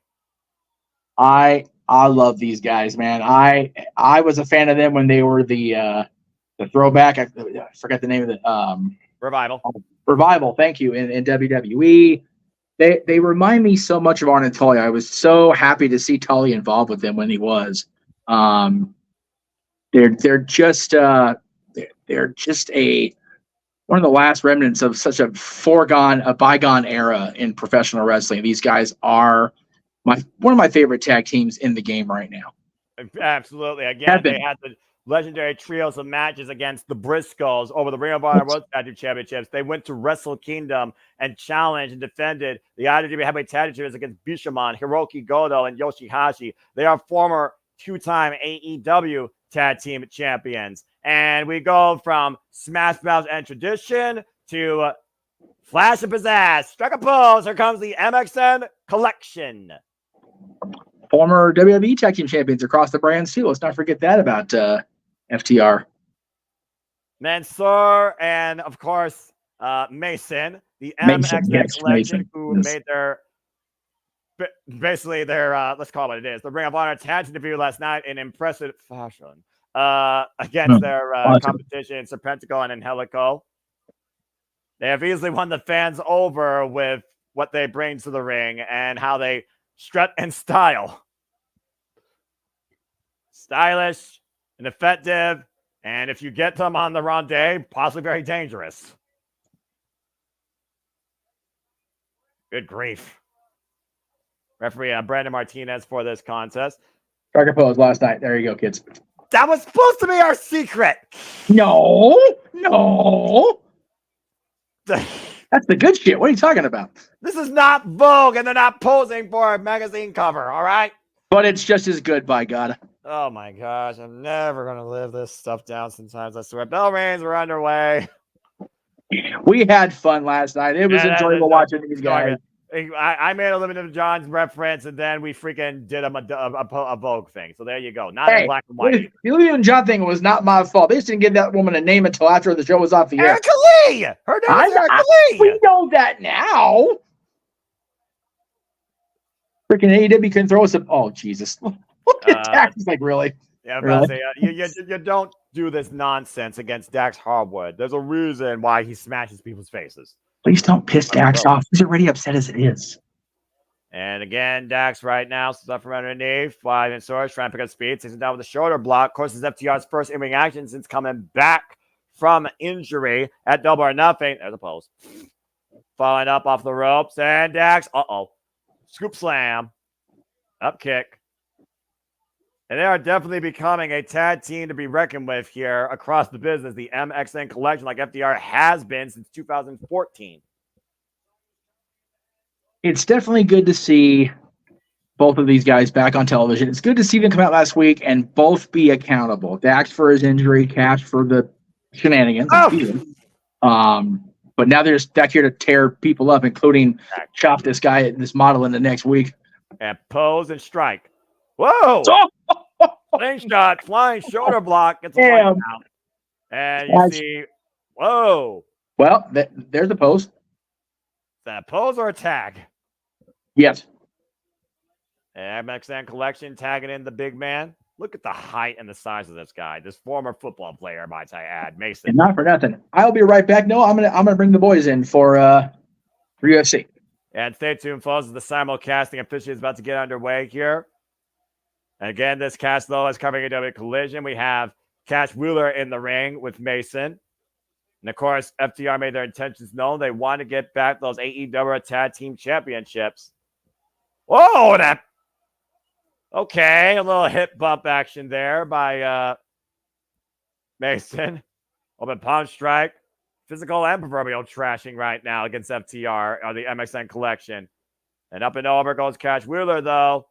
We're going to take Mason over with the hip toss and caught with a short-range lariat. And Cash Wheeler goes down hard. And right now, these body shots here. There's a tag made by the finger. I don't understand why that's a thing. Double A takedown. Mason in. Raise Mansoor. Combination there. Cover. Gets a 1 count. Again. Oh, my gosh. Those knife-edge shots with FTR are vicious. And MXN Collection is learning that first and forehand. Tag made. Again, we talked about FTR. Drop toe hold. Elbow drop. Back of the head. legendary rivalries, Briscoes, Young Bucks, DIY are current WWE Tag Team Champions. Thank Christ. Knife edge chop. Irish whip reversal, Irish whip. Doesn't need a clothesline. Cheap shot to Mason, though. Mansoor trying to take advantage. And Dax the axe right now. Oh, here we go. Sharon! Mason calling for a timeout. And they roll the outside and regroup. And this tag team match, folks, will continue. Restaurant Quality, picture in picture. Stay with us here. FTR and MXN. Fuck television. This tag team, though, is one of the most hilarious things I've seen. They definitely are a unique showcase, to say the least. Oh, my gosh. And again, still the kind of night, Leo Rush versus the Bastard Pack. And folks, again, tonight, your Saturday is fully loaded with all the entertainment and sports possible and shenanigans, where you're covering Collision, preparing for Battle Bots 11. Shortly on the other side, you will see James Hebert and Walter Cruz covering UFC. And, of course, at the top of the hour of 11 p.m. Standard Time, we will be, of course, transitioning into Open Mic Night. And we'll be back here tomorrow night covering Bloodsport. And, of course, Battle Bots 11 tonight has 2 eliminator matches. Thomas Story Storm versus Tyler Valkyrie for the AEW Women's World Championship Eliminator. We will also crown brand new Ring of our World 6-Man Tag Team Champions. Undisputed Kingdom versus the Von Erichs and Dustin Rhodes. And also we have Little Nightingale defending her female Women's World Championship Eliminator tonight against the virtuosa Diana Perazzo. As Ash continues to unfold here, and Daxton hard shoulder first in the ring post. And Mansoor, apologies, taking control. Mason Mansoor right now putting the boots to Dax in the corner. And of course, MXN, last time we saw them, at least on our vision, they've been a tag team since January, though, taking the independent scene by storm. We last saw them contending for the Prestige Tag Team Championships in Fatal 4-Way action. A double team here by the MXN, hoisting up Dax. Leg drop, sidewalk slam combination. Cover, lateral press, kick out at 2 by Dax. As Mason now is in. I will say this, though, when it comes to FTR and the pride they have for our tag team wrestling. They were very vocal and outspoken when it came to the Acclaim and the fact that they make music videos and they aren't here, putting their all in to the wrestling ring like they have their whole entire lives in this business. Why the Acclaim were very spoken, saying, where were you? We've constantly been here doing the work. My music videos make more money than you do with your podcast, which is probably accurate. And of course, we know the Acclaim do have a guaranteed shot at the AEW Tag Team Championships after beating the Young Bucks. And that probably was further escalated after Team AEW beat the Elite this past Wednesday in Blood and Guts, with Matt Jackson surrendering to save Jack Perry's life from burning. As we got a full commercial break here again, folks, hope you're enjoying the coverage here at the Minute Brothers Meet as we are covering Collision, Battle Bots 11, UFC, and of course, we'll go into Open Mic Night shenanigans. I prepare for Bloodsport tomorrow and the week ahead. Please subscribe, comment, tell a friend. If you're enjoying what you're hearing and engaging in, Super Chat, Casting Studios, Jeff Meacham Network, Red Cherry Brand to take to the conversation. Super Chat is as simple as that. Save C, Big G, Walter Cruz, Daniel. Thank you again, everybody. Matt Holmes, for always your support, your passion, your engagement. You encourage us, you spirit us on, and you literally provide the support needed for us to continue doing this for you on a daily and weekly basis as we are back here on Collision. AEW Collision continues here tonight as we are on the path to All In London, coming from Wembley Stadium Sunday, August 25th. It is tag team action right now between FTR and the MXN Collection. Great double team there by the MXN with the sidewalk slam leg drop.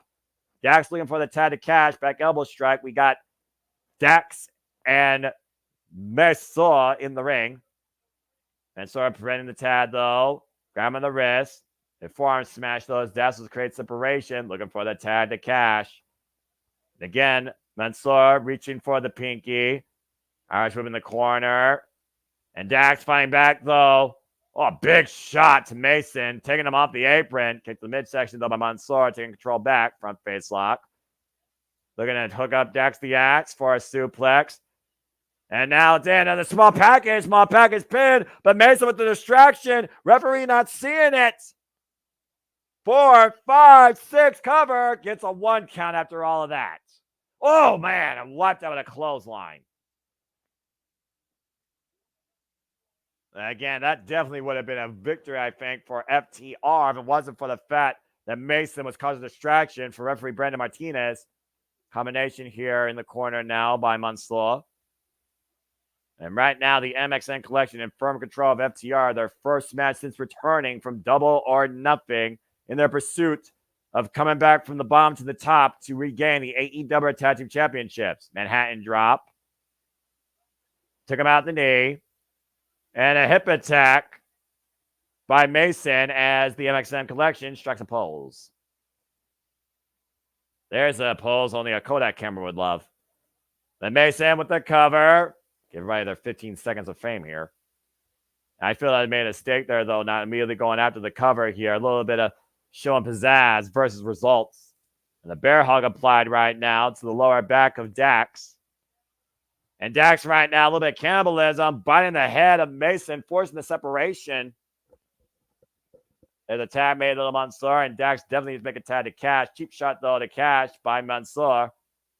And right now, Dax in a handicap affair. Here comes the trouble. The double team, though. Picking up speed. Whoa, man, what a big man. Harlem sidekick. 1, 2. No. Almost a modified variation of a heart attack there. I would consider if the MXN Collection got the win here, this would be a huge upset in the AEW tag team division. That body drop, though, by Dex to Mansoor. And lunging for the tag. Tag made to Cash. And Cash now in. We got the axe. Now here comes the smash. And the jabs. And the jabs. Critical junction of this tag team match here. And a head and a drop kick. Brock's Mason to the corner. Mansoor still a legal man. Hit with an uppercut. Big European uppercut. Waist lock off the ropes. Clubbing shots to the small of the spine of the big man Mason. Drop to his knees. Cash falls up, though, and drives his knees for the side of the head. Man on the outside, though. Legal man in. On the inside, though. Mansoor falls in. Runs into an elbow strike. It's been a hell of a night here. Still so much cover. Schoolboy. 2 count for Cash. And now looking for an attempted backslider. Maybe a gory special. Oh, gory bomb. Lands it. Shoots the half. Hook of the far leg. And Mason with the save. Woof. This is a great freaking match right here. And a great first impression for the MXN Collection on Collision. Really proving something here against the former IWGP, AAA, Ring of Honor, AEW, NXT, and Raw Tag Team Champions. Not just pretty faces. Oh, the Schoolboy matchbook cover. Reversal though by Cash. Shoulders down and 2 counts. It runs into a boot. It's a great matchup here out of the second rope. Moonsault stands on his feet. Double leg. And Cash might be looking for the catapult. Uh-oh, got caught. Meanwhile, Dax, though, looking maybe for that stuffed pile driver, but Mason, though, saving his partner. Jackknife by Mansoor on Cash. Near fall. They're seconds away from the biggest upset in AEW history this year. Harlem sidekick, though, missed, though, by Mason. Caught with a clubbing blow. Mansoor still legal. Waist lock, standing switch exchange. Oh, and Cash driven that time with his partner. Roll up, though. Kick out. It's a 2 count. And side headlock as Mansoor wipes out Mason. Irish whip, blind tap made by Dax. Up and over. Great agility shown. Mansoor unaware, though, hoisted up. Big ring! Into the shatter machine. FTR top guys win. Woo! FTR returning in fine fashion with their first win back since Double or Nothing against the debuting MXN Collection. Certainly left an impression, though, to say the least. Former 2-time AEW Tag Team Champions taking their first step towards the gold for the 3rd time in a row. Again, the divisions here, so dynamic, so deep, so stacked, and looks like FTR right now with the fingers out in the name of respect. Gasp. Look at that. MXN Collection in shock and awe, but respect earned tonight against FTR. All right, well, what a week it's been, though, in AEW between Blood and Guts, Ring of Honor, Before Dishonor, Royal Rampage, and Collision. MXN Collection, well done. As we go back to Dynamite, we talked about the Acclaim earlier. Here's some poignant words from the Acclaim following their victory last week after Blood and Guts. How the hell is Bowens even conscious after falling off that cage for those 3 damn tables is beyond me.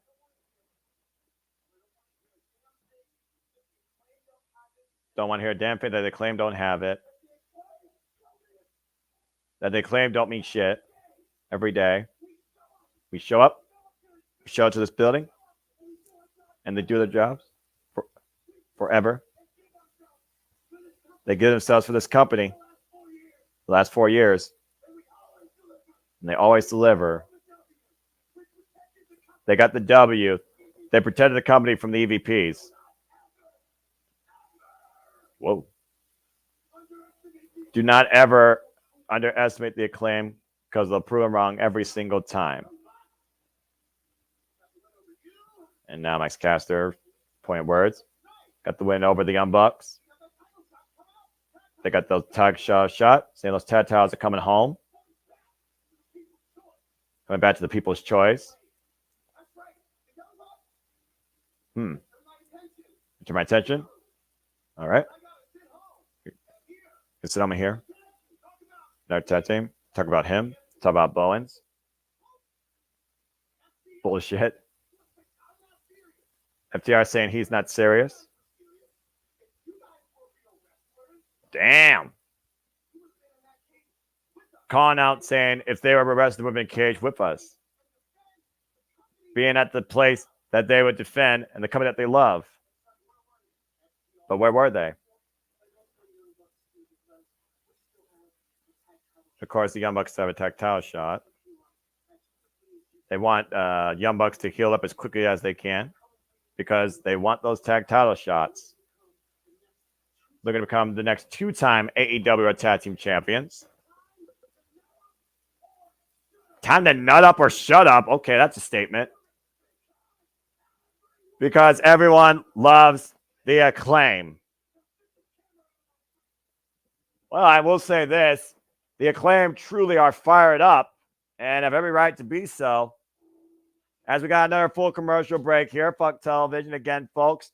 If you are tuning in to Different Media, we are simulcasting here very soon as Collision continues, and we will transition to Battle of the Belts 11. But on the other side, you will find Walter Cruz and James Heber preparing to call UFC tonight. And also at 11 p.m. Standard Time, we will be transitioning here into the weekly Saturday Night Shenanigans that are Open Mic Night, hosted by the Renegade Wrestling, JJ Williams.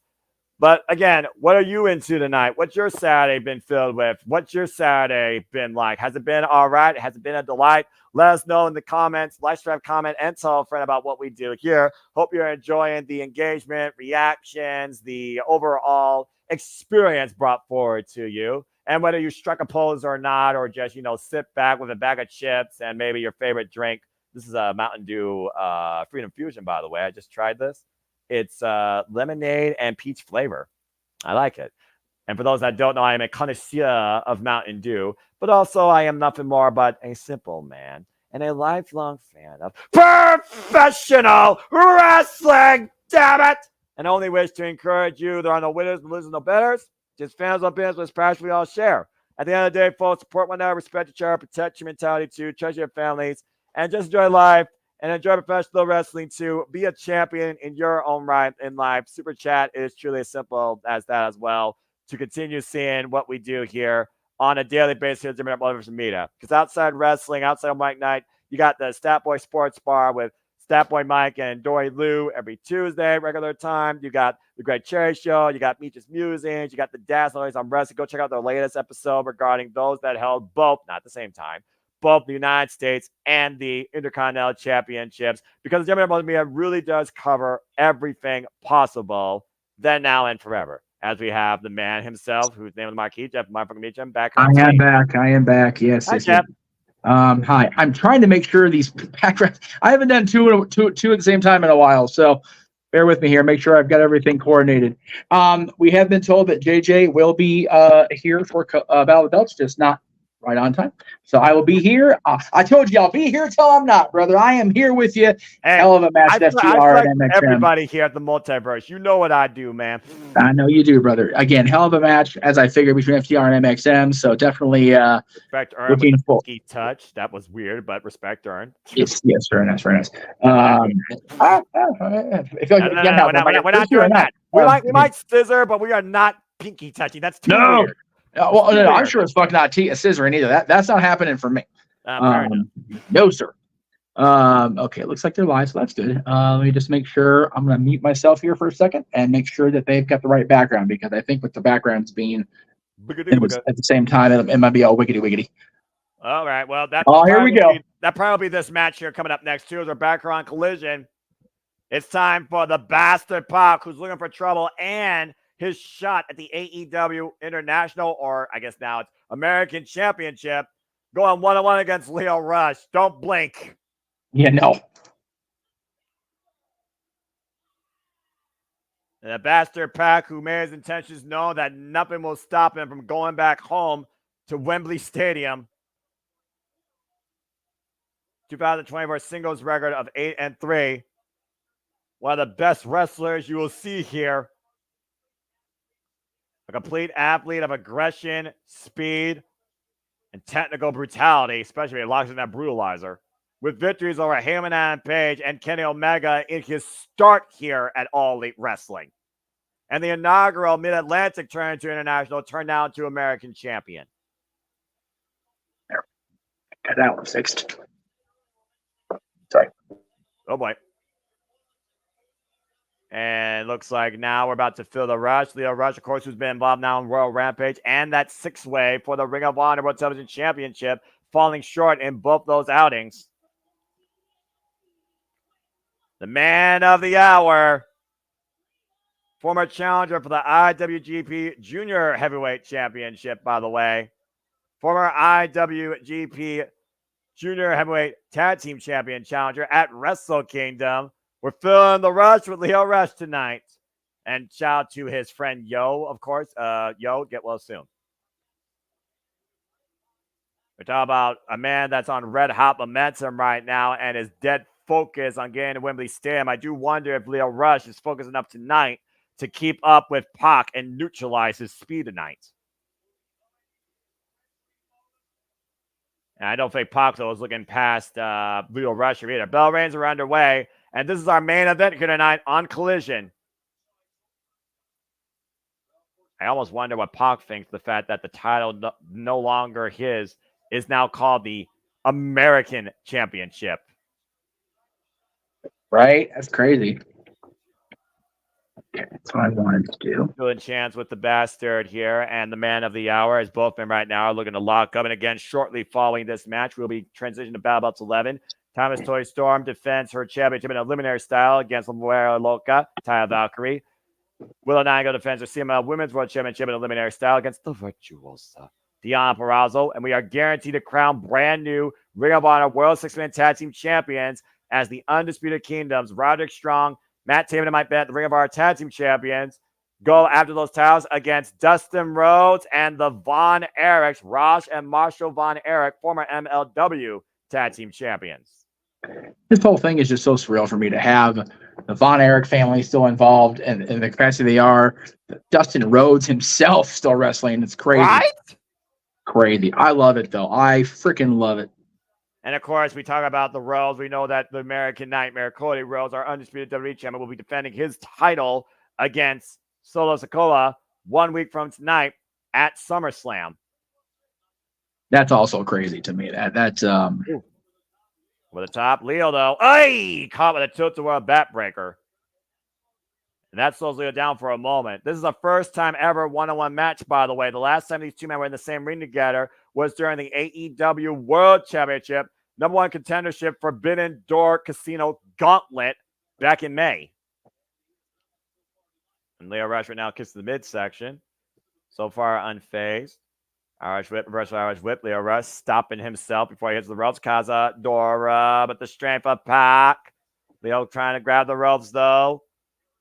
Referee Stephon Smith, though, calling for the break. Transitioning. Here's the cover. A roll! 2 count. Oh, man. Like that, man. Just like that. And running elbow strike, though, just neutralized Leo Rush's momentum. Dead stop. It's been a great night here on the Collision. This has been a great show, actually, Jeff. I'm so damn glad we covered this. I am too. I'm excited I was allowed to be talked into it. I'm being real. But it's great. I love it. Absolutely. You're welcome. Again, yeah, right? Yeah. This is all you and James, brother. Again, we've covered everything this week. Quite literally, it's been a phenomenal week for pro wrestling. Collision has been nonstop fun tonight on a Saturday night. And of course, we're going to transition to Battle of 11. Oy! Spinning Soulbot, though, by Pac. Up kick. Now, Leo Rush right now is not having fun. His feet's out from underneath him with that kick. Pac, these strikes are so damn quick and proficient. It's ridiculous. That's it. This main event of AEW Collision, folks, will continue in Restaurant Clyde, picture in picture. Don't go anywhere, but fuck television. Gerard. As of course, again, we talked about Battle of Belts 11 verbatim. Not going to say it again, but I also talked about next week what we are going to do here regarding the focus on Great American Bash, TNA Impact, and SummerSlam. We will not be covering Dynamite because, 1, not special. 2, no World Championship. 3, we want a break. So that Wednesday night, folks, we're going to take it easy. So if you're looking for something on Wednesday night, super chat heavy. Otherwise, you ain't having it. The super chats, your passion is what carries us forward to continue doing these across all these shows. So again, make it happen, make it possible with your love and support. It's as simple as that. As right now, we have the bastard Patra and Leo Rush to the barricade. What the? Why did I end up in the? What the That's hell? retro. Wasn't okay. I'm not sure what just happened. That was weird. Yeah, you turned into a weird like yellow without the red. well, no, I've got the gold background from the UFC poster on their side, but I guess when I left it went all ape shit. What I was trying to say, if I can go back over there. Go for it. You want to do something on a Wednesday night, the 200th episode of the graphic that's not in here because fuck me, of course not. The Greg Cherry Show, episode 200 will be on Wednesday. There you go. I was talking about as far as wrestling coverage goes, brother. I know, but got to be the show guy. We are not commentators. We are salesmen, by God. I literally, when you were, I don't know if you heard me, but I was literally selling Musings Sports Bar and Greg Cherry. I already did that. That's why I didn't do it again. Yes, much appreciated. Musings, of course, will be on Monday. Staff Boy Sports Bar on Tuesday. NXT Great American Bash this and next Tuesday. Which, if you guys super chat enough, Thea Hale will be rooted on by Noah Foster himself as part of Chase U. But you got to get the money in first. She's not winning. Doesn't matter. You got to root for her. Doesn't matter. If they make you part of Chase U, you got to do your thing, brother. That's that headlock now by Pac applied here as we're getting back to the wrestling here that matters more so to me versus supporting an institution that is not a credit that I will never buy into. The actual gall of you. Shame on you. Hey, I already went through college. I don't need to go back for any other institution. I'm still paying bills on that shit. That's fair. That's fair. We're back here in AEW Collision main event. Jeff Meach and Noah Foster on the call. We get ready for Battle of 11. The Renegade Wrestling JJ Williams will join us at some point during that occasion. Leo Rush going one-on-one against the bastard Pac as we're on the path to All In. And Leo Rush is trying to fight some way back in this match. The relentless assault here, though, by Pac throughout the entire picture-in-picture. And Leo Rush now with the body shots here, trying to pick up speed in his favor, but the strength of the bastard on full display here, hoisting up Leo Rush. Watch out, powerbomb cover! No! Man. Both guys looking to show out here as we end Collision and Trenchbell the belts with All In on the horizon. You know, Pac definitely wants his international/American Special Championship back, and he's looking to prove that he deserves that opportunity. He has one. He has one lined up. Bam! Yeah, by the way, look at that way. He planned that powerbomb and the laser was short. He did. I'm surprised Leo Rush kicked out of that. He is more focused, more vicious, more dangerous than he's ever been, I think, Noah. Well, I mean, again, ever since coming back and challenging Kazuchika Okada for the Continental Championship at Dynasty and falling short, we've kind of seen a different side of the bastard, a more hungry, dangerous, determined side. And the fall with the Bang Bang again over the Trios Championships at Double or Nothing hasn't helped matters either. No. Leo Rush, though, able to stop the rebound suplex, though. Great scouting. Catching him with that kick. On the money, on the point of the arrow, both men down. And by the way, Death Triangle was just literally a few days ago down in Mexico at CMLL. Again, the roster, say what you want about the AEW roster at times, but man, these guys are all over the place, and they are still providing some of the best in-ring stuff we've ever seen. And next week, Saturday, Jeff, Collision will be at a special start time, 5 p.m. Eastern Standard Time, 4 Central. That's next week, Saturday, folks. AEW Collision, if you want a little bit of Saturday night before the biggest event of the summer. Whoa. I was going to say that. I'm like, why? I forgot SummerSlam is next Saturday. Bingo. It's already almost August 3rd. What the shit? No, God. I'm ready to get out of July, for being honest with you. Springboard, Springboard moonsault caught, though, by the bastard Pac. Leo Rush fine bat, though, sends Pop face first in the ring post. And again, just a reminder, in addition to SummerSlam next Saturday, we've also got our Silly Predicting next week. And again, we're still determining time and date. Yes. That will be made official some point before Beaches Musing and some point before Monday night, folks, I assure you. Yes. Leo Rush right now in the driver's seat. Going broke again with the Tope Suicida. Driving pocket to the barricade. We're just trying to get out of the weekend first. And Leo Rush right now on fire, in control. Now Leo needs to get back on Pac here, though. And Leo Rush might be looking to go for the final ire, that split leg frog splash here. Pac, though, able to get up. Leo Rush now to the top rope. Up on top, rolls back in. This front face lock, hooks up Pac. Falcon Arrow! Cover. No! Man, he almost had him there, Noah. And he almost won it there out of nowhere. Death Triangle coming off a trios loss, by the way, against Mascara Dorado, Mystical, and Volador Jr. in a best 2 out of 3 falls match. They lost via disqualification 2-1. A lot of punishment, though, being exalted here, though, by the bastard Pac. And Leo Rush is hanging here with the inaugural Mid-Atlantic champion. And strategy, though, has to come and play at this point. What strategy do you go with, though? Oof. They get to the midsection. And Pac driving Leo Rush face first into the second turnbuckle. And referee checking Leo here. Leo might be knocked out after that, actually. Yep, Stefan Sadie can continue. Leo Rush, by the way, 9 years of experience in the business versus Pac's 20 years of experience. And Leo Rush hoisted up on the top turnbuckle now. They got to make sure that the athletes can actually continue here. Leo Rush still looks like he's out of it. Uh-oh. And Pac climbing to the top. Front face lock. He might have the strength. Wait a minute. Leo Rush, though, grabbing that top turnbuckle, preventing the attempted superplex, I believe, here. Slipping out, though. Massive headbutt. Creates separation. Almost wondering if he was playing a false security there. Pac stunned for the moment. Runs in, though, to another kick.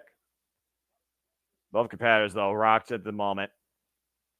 Leo Rush, though, off the bottom rope. Went for rush hour. Pac caught him, though. Waist lock. German suplex. Norman Lance with a bridge. 2.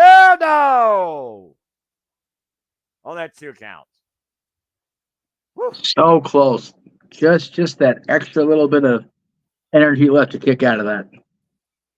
And again, we've had a phenomenal week here in the wrestling business, but what a week here it's been for AEW. Look at Battle of the Belts. Or excuse me, you look at Blood Guts. We, of course, saw the battle with Dabber DMD and Carl Sheeta. Britt was able to lock Josh Sheeta, but we saw the arrival of Camille, who is now officially All Elite. Congratulations to the Brick House. But is also now the CEO's security force. That's a hell of a security force to have. So happy for Camille, man. Yeah, she's been sitting out on the sidelines way too damn long. Yeah, right. That freaking talent does not deserve that. I'm so damn glad to see her on my screen. We also, of course, saw MJF rechristened the AEW National Championship as the AEW American Championship. I still am confused as hell by that. We also saw the arrival and the debut of Thukulama, Mariah May, who destroyed her opponent. Whoa!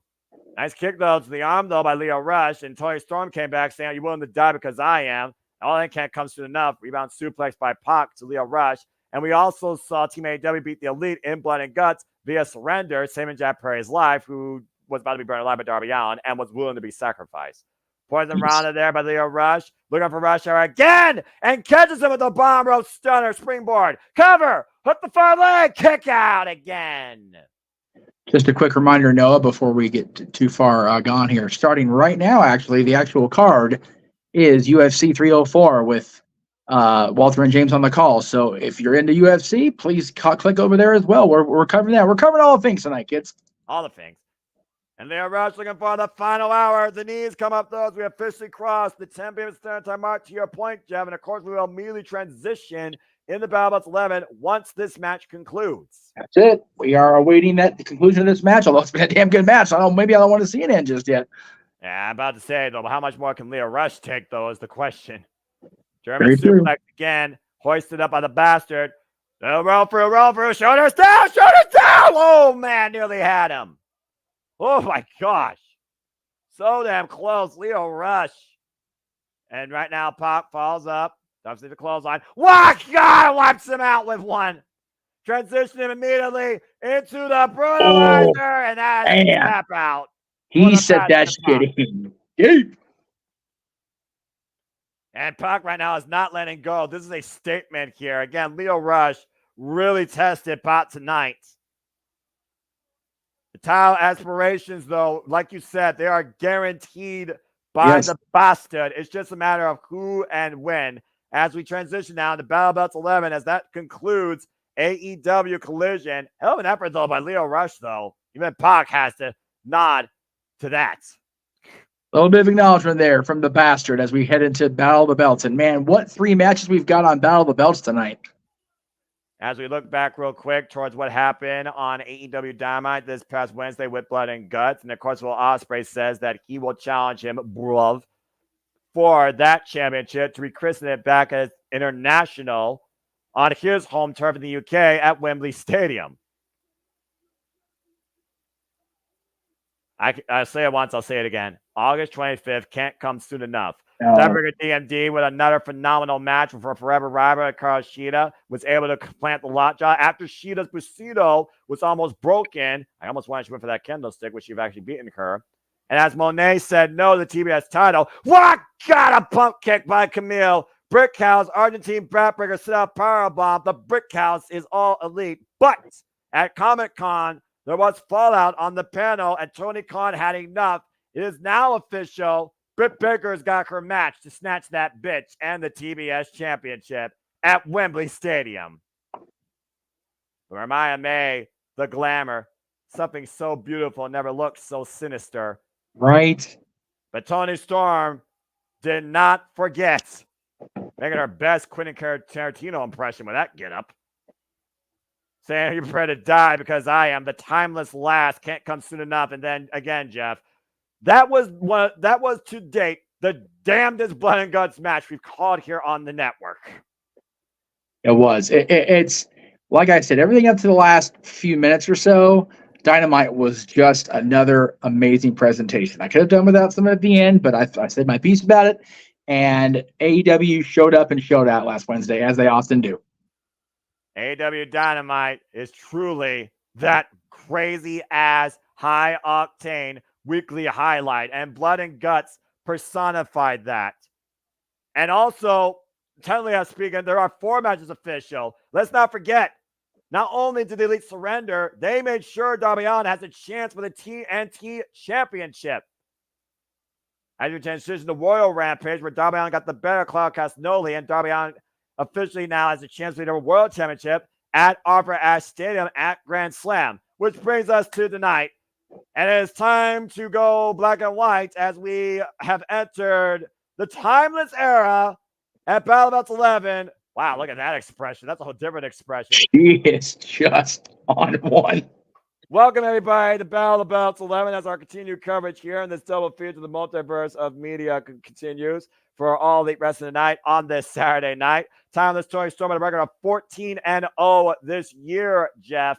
Looks to defend the pride that is that gold against Taya Valkyrie, where if Taya wins, she would get a future shot at the AEW Women's World Championship. Man, that is a whole different expression on Toni Storm's face. My gosh. Absolutely. She is just, like I said, on another level, man. She she has been unleashed. Like we all thought she went a little batshit, a little crazy. Little But batshit. Okay, a lot batshit.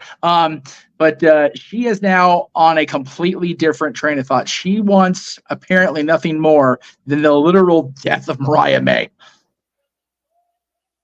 And I wonder if she's seeing any Mariah May and La Vera Loca, Taya Valkyrie, who again, she has a previous win over. Taya with a record of 13-9, 3-1 in her past 4 matches. Again, folks, we have UFC 304 going on. It's Jeff Meacham, it's Noah Foss, the regular wrestling JJ Williams on the call here, Battle About Slim, before you transition to Open Mic Night, Weekly Night Shenanigans, of course. JJ, welcome to the call. And again, folks, hope you enjoy the coverage. Let's have comment, tell a friend. Please super chat Kathleen Studios, Jeff Meacham, Never Great Cherry, Brandon, dictate the conversation. Super chat is truly as simple as that. JJ, good to see you finally, bruv. How you feeling? You ready to go? You are just in time, brother. Woo. Good to be seen. I'm tired, I'm sore, and I work with children. Accurate. I'm about as ready as I'm going to be. There you go. There you go. Fair enough. Well, that being said, you're in the perfect setting, and this is your champion as we kick things off in a much more unhinged, timeless AEW Women's World Champion, Toni Storm, seeing red, dressed in white tonight, taking on Vera Loca, Taya Valkyrie in an eliminator match. I'm going to square up, little fisticuffs maybe. Look at that face. Look at that face. Such a different demeanor on timeless Toni Storm.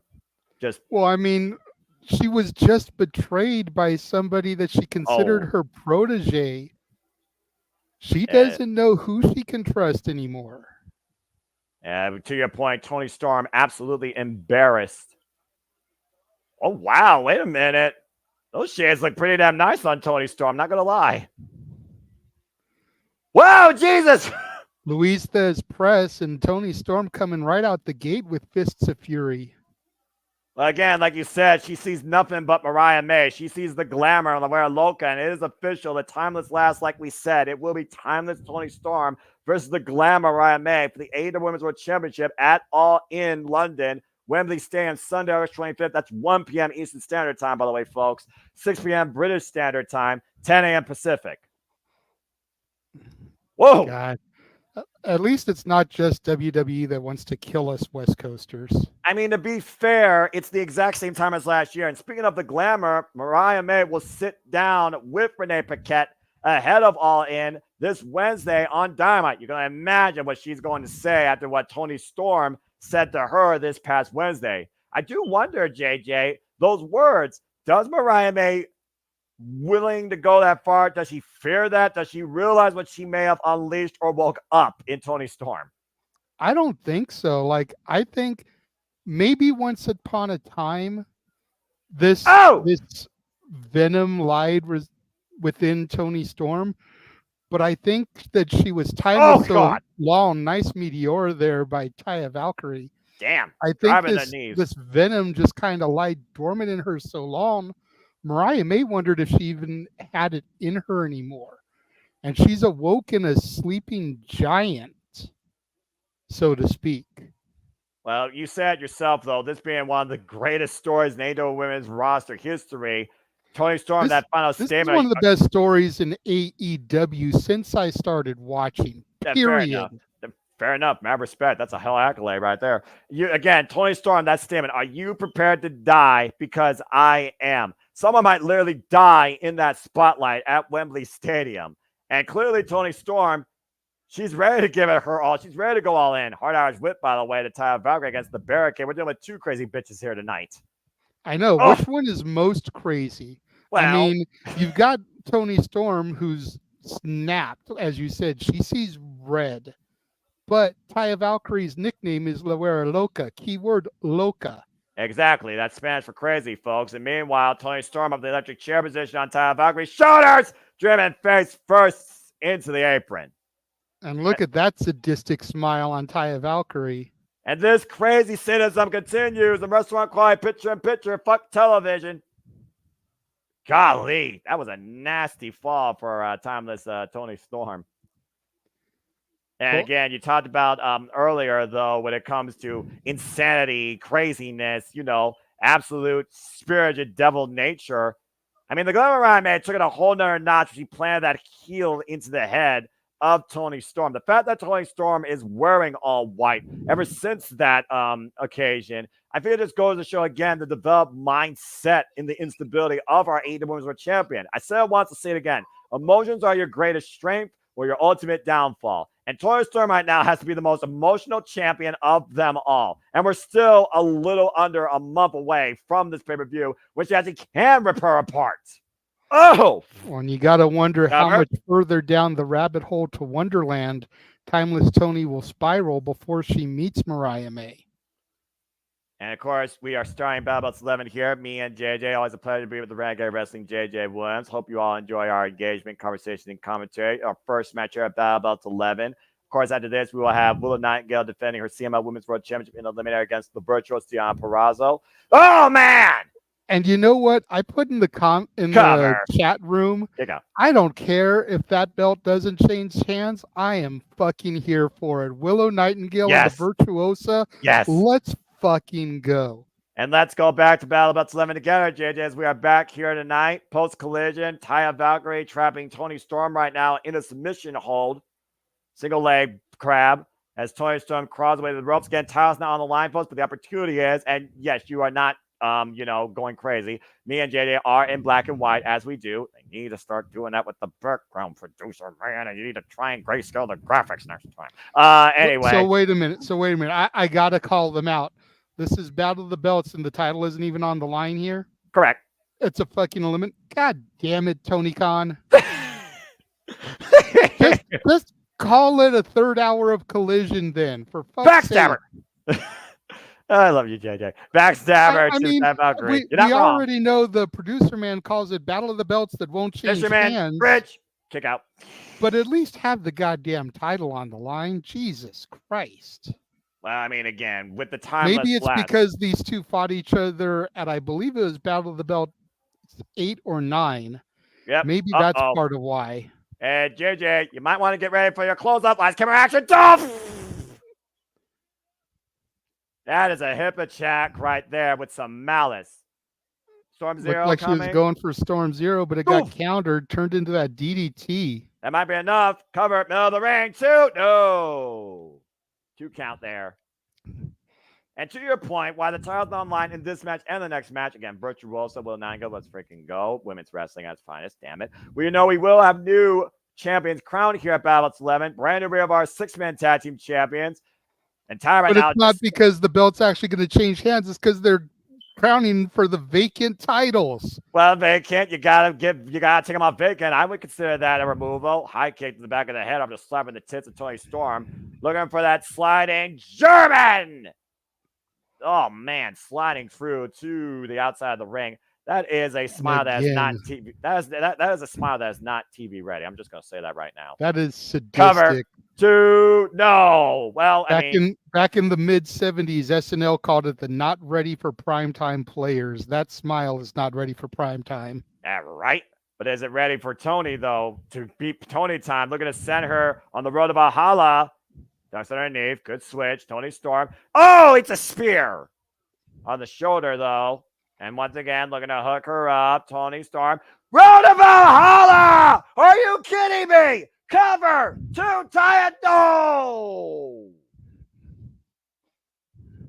Whoa. I've got to make sure I let you call the move when she does that Road to Valhalla because I'm so used to calling it jaded. I know exactly where you're going. And I thought for sure that literally Taya just locked herself in an AEW Women's World Championship shot. But when she would have gotten, when would she have gotten the title shot? We all know Mariah May is next in line at All In, and we all know Mariah May is 99.9% going to become women's champion. Do we know that because it's a foregone conclusion unless it's the actual reality? You know what I mean? But to your point, remember the All In is about getting the shot at All In. It does not mean that somebody else can try and get a shot at the champion beforehand. Again, weirder things have happened in this business, brother. And right now, Shania Payne with the curb stomp. Shoots the half, hook the near leg, and Toni Storm forced the break. Too close to the ropes. Good ring awareness, even in her dazed and confused condition. Yeah, about to say, the poor ring awareness by Taya Valkyrie. Great ring awareness by the champion. Taya, the longest reigning TNA Knockouts champion and a former AAA Reina de Reinas champion. And again, right now, Taya Valkyrie. Oh my God! Kiss. That's a whole Sets different her up. form. Start 0! Cover 2. That's a wrap. Thomas Toy Storm wins. Bravo. As we kind of figured she would. Before we go back to color, sir, I want to bring your attention to our screen real quick. As you may know, San Diego Comic-Con is going on this weekend. Yes. And so they've shown off some of the new WWE and AEW action figures. Yes. The new Tony Storm figure is legit in black and white. Oh my God. Look at this. Comes with the title and everything. It is in black and white. As it should be. How awesome is that, bruv? Like, I don't buy every action figure anymore, but I think I need a black and white timeless Tony in my collection, especially since it comes with the title. Let's go ahead and hear from the timeless one before I give my rebuttal during the next commercial break on that. Uh-oh. Calling up Mariah May.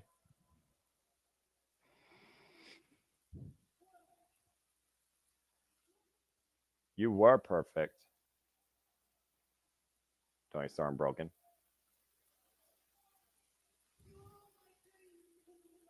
All my dreams come to life. Oh, the heart of a champion. Broken.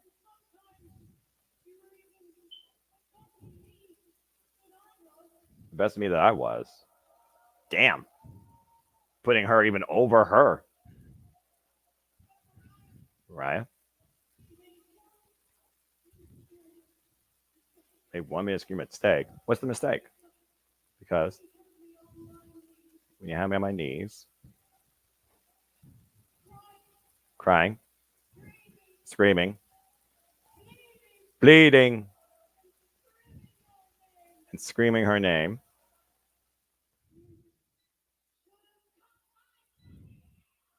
you should have cut my bloody head off. Oh my. Well, bottom line synopsis there is you left me alive. You should have killed me when you had the chance. Well, again, Thomas Toy Storm said this past Wednesday, are you prepared to die? Because I am. We will literally see the death of a champion if the Mariah May has her way. But Timeless Toy Storm is not ready to have Mariah May seize that day. The Timeless Lass awaits at All In Wembley Stadium for the AEW Women's World Championship. Good grief almighty. What a freaking presentation that's going to be. Now knowing and having brought to everyone's attention what this storyline is reminiscent of, that All About Eve movie, I'm curious if that dialogue comes from the movie at all. Like if they're actually taking dialogue from the movie. You're going to need to research that. I'm expecting you to do that research on that, bro, because seriously. And by the way, shout out to RJ City, who apparently was the mastermind behind all of this, bringing this presentation, this comparison, this to fruition, because he's the one that literally has been creating this timeless presentation and era since day one. Well, I don't have the date set, but it will probably be the week leading into All In, good sir. I will be officially reviewing this. Da-da-da. So hopefully at All In, I will have more answers to the overarching story here. But I am going to watch the movie that this has all kind of been stolen from. Fair enough. Kip Saban saying that he's better than everybody. Kip Saban who's had his fault later with Nick Wayne. Coming up next, Deanna Peraza versus Will Nightingale. Fuck television. Let's fucking go. For the CML Women's World Championship Eliminator. Here on Bad Belts 11. First off, I got to say, that. Why? Oh my gosh. A black and white figurine of Thomas Toy on a black and white. Tell me that's not perfect, though, bro. Like, come on. Insanity. Absolute insanity. Oh my gosh. I'm sure there will be a color variant, but like Timeless Tony has existed the better part of this last year in black and white. Why wouldn't you make a black and white action figure? Oh my gosh. I can only imagine what Mariah May thinks about not just the action figure, but what Timeless Tony Storm just said. The fact that Timeless Tony Storm put Mariah May at her level, if not above her level, everything of her dreams in what she was and what she wanted to be. But the one thing she didn't do was kill what she is now. Because bloody hell, she's still alive and she is still the AEW World Champion. But again, is she just the AEW World Champion till Wembley Stadium? I'll say it once, I'll say it again. I'm going to christen this as such. The Timeless Last is coming in Wembley. And this is right now my most anticipated match to call in August. I cannot fucking wait for this. Anyway. I agree. It's definitely this and Swerve Bryan are the two matches I am currently most looking forward to. You nailed it. Those are my top two. You nailed it because what Jeff Jarrett did this past Wednesday, that's the one thing they didn't highlight and I didn't mention because I wanted to talk with him on air because he's the guy that called it out. What Jeff Jarrett said on Wednesday, I don't know if people saw the extended cut on YouTube like I did. Bryan has literally dedicated his entire life to professional wrestling. We saw that cheek in the armor when he gave it up for his family for one moment back in Revolution last year against MJF for the AEW World Championship. Now, though, he's not coming in here at 100% mentally, possibly, and maybe not physically, but this truly is his last chance for a world championship and for the AEW World Championship. Final Countdown has never sounded more prolific than now for the American Dragon Bryan Danielson, and it still baffles my brain to say that in 2024. Right. And I guess we'll hear from him this Wednesday on Dynamite. And Bryan Danielson, he's the guy that takes you on a journey through his storytelling, through his promos, through what he says on the mic. But I do wonder, how much of the American Dragon we're going to get out of this promo? And the father, Bryan Danielson, out of this promo come Wednesday on Dynamite. Because we're not just talking about the wrestler going to All in Wembley. We're talking about the father, Bryan Danielson himself, married to Brie Bella, and of course his little daughter, Birdie. So, I mean, there's a lot really to this more than meets the eye, or should I say what we see in that ring. And that backstage segment where you just listen to Jeff Jarrett just escalated that to a whole nother level. Shout out to Jeff Jarrett, by the way. Great effort at Royal Rampage last night, but came up short. Thanks to him and Adam Page. Meanwhile, time to boogie! It's time for the CMLL Women's World Championship Eliminator match. And here's our current CMLL Women's World Champion who won that title in triple threat action at Fantastica Mania just a weekend ago. JJ, believe it or not, Willow Nightingale. Yep. 2024 singles record of 9-2 was able to outlast Viva Vaughn and another great name from CMLL to win this title. Also a former TBS champion, former NWA Strong Women's champion. Willow Nightingale's had one hell of a year, to say the least. No doubt. No doubt. Oh, I'm boy. so happy to see her with gold again. Yeah, but she's got a hell of a challenger tonight. Show your respect, damn it, for the Virtuosa, the former Ring of Honor, TNA, and AAA Reina de Lena's champion, the Virtuosa, Diana Perazzo. Long may she fucking reign. Damn it! Who beat the Virtuosa, who beat Thunder Rosa last week on a lumberjack match on Collision, crafting in this chaos her new era that is the age of the Virtuosa. As you see last week, Saturday, it was gang warfare. Those women went for broke and broke everybody on the outside with them. But Diana Perazzo got the better of Thunder Rosa, who has made her fair share of enemies, with an assist from Laura Wolgata Valkyrie and that turnbuckle, knocking Thunder Rosa out and beating her again with a 3 count. The confidence of the Virtuosa never been higher. Of course, we just saw Tara Valkyrie, though, come up short in her eliminator. Can Deonna Purrazzo, though, get the victory? And JJ, you didn't watch Collision, but Thunder Rosa says, I'm not done with you. You dragged me to my darkest place, and I'm taking you with me. Enjoy the punishment. I'm curious, how was the Thunder Rosa Maya World match? Because that's more or less a teacher-student. Maya World, of course, a performer in Mission Pro Wrestling, Thunder Rosa's company. I was really hoping I'd be home in time for that. Well, Maya World definitely made it a bit personal, as she's been doing lately in Mission Pro with Thunder Rosa, and she gave Thunder Rosa a little bit of fight. Then Thunder knocked her out and submitted her in a camel clutch. Yeah, I'm wondering if we're going to see a lot more Mission Pro people while Collision has this residency in Texas, with it being a Texas-based promotion. Exactly. Ooh, nice takedown. But back to this matchup. Yeah, I'd say the power and the technical prowess of the Virtuosa has to try and outpower Willow Nightingale. Knife-edge shot, big forearm smash. An Irish whip. Again, Thunder Rosa, Deonna Purrazzo, like I said, 3-time TNA Knockouts World Champion, former AAA Reina de Reinas champion, beating Fabi Apache for that title, former Ring of Honor Women's World Champion, beating Roxanne Perez for that title. Greco-Roman knuckle lock here, test of strength by both. The unorthodox babe with the power, though, Willow Nightingale, former inaugural NJPW Strong. Shoulders down, 2 count, referee Mike Posey. Shoulders down again.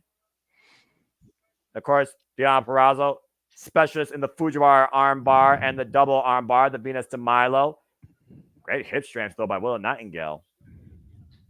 Both those still hooked together by the wrist. Uh-oh. Whoa, man! Good scoop slam by Willow. With ease picked up Deonna Purrazzo, JJ. Of course, we know that smile goes away when the bell rings, because it's time to get serious when you look at Willow Nightingale. Drop down. Side step, off the ropes, missed the shot. Take her up and around. Deonna Purrazzo looking to take Willow down. Oh, my! Leaving. I'd like to see that again. That was a little nasty there. Almost looked like she dropped Deonna on her head and neck. Yeah, about to say, follow up cross body, gets a 2 count. Yeah, that could have been disastrous. Deonna Purrazzo looking for La Mystica, trying to take Willow Nightingale down. Let's see this again. Yeah, watch again. Reverse, yep. Looking for the La Mystica armbar. Oh, my God. That was a nasty, nasty impact. And her left shoulder and head, like you said, awkwardly hitting the canvas. Looks like Deonna, though, still has enough wherewithal, though, to fight Willow at this point. And you never could count Willow Nightingale or Deonna out of the match. Oh, no! And there's an arm breaker over the knees. And Deonna has exploited her prime target as only she can. Can Willow Nightingale fight back in this and preserve a chance for the title? Stay tuned, Mr. Crawley, picture in picture. Fuck television. The Virtuosa in control. Well, while we have another lull in this match, Noah, as awesome as that Timeless Tony figure is, that's not the figure I'm most looking forward to that got revealed this weekend. No, nay. You know me, bro. And I know you're going to roll your eyes at this, but you know me. You know my love for this esteemed university. Andre Chase. Look at this. Duke Hudson. Noah, look. Come on. Give me. And Thea Hale. Oh, bloody hell. Well, I will say this. There's even a variant of Thea from when she was running with JC in her more provocative outfits.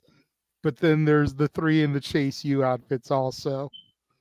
Hey, vey. Deonna wrenching the arm across the ring post. I will say this regarding the action figures.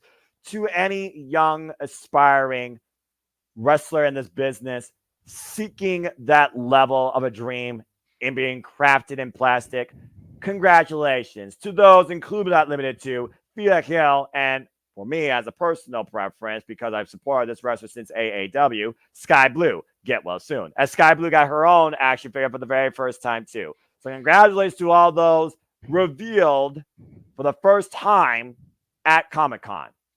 They also revealed a Julia Hart one, looked pretty good. They said for the WWE panels, Thea Hale will be the youngest WWE superstar to ever get an action figure. That's an incredible accomplishment for a lady that's literally only 20 years old. So mad respect. Deanna And Purrazzo she gets dropping two of them. Like I said, she gets the regular and the variant. Well, it goes back to So that character that development. just sheds Oh! like a lot.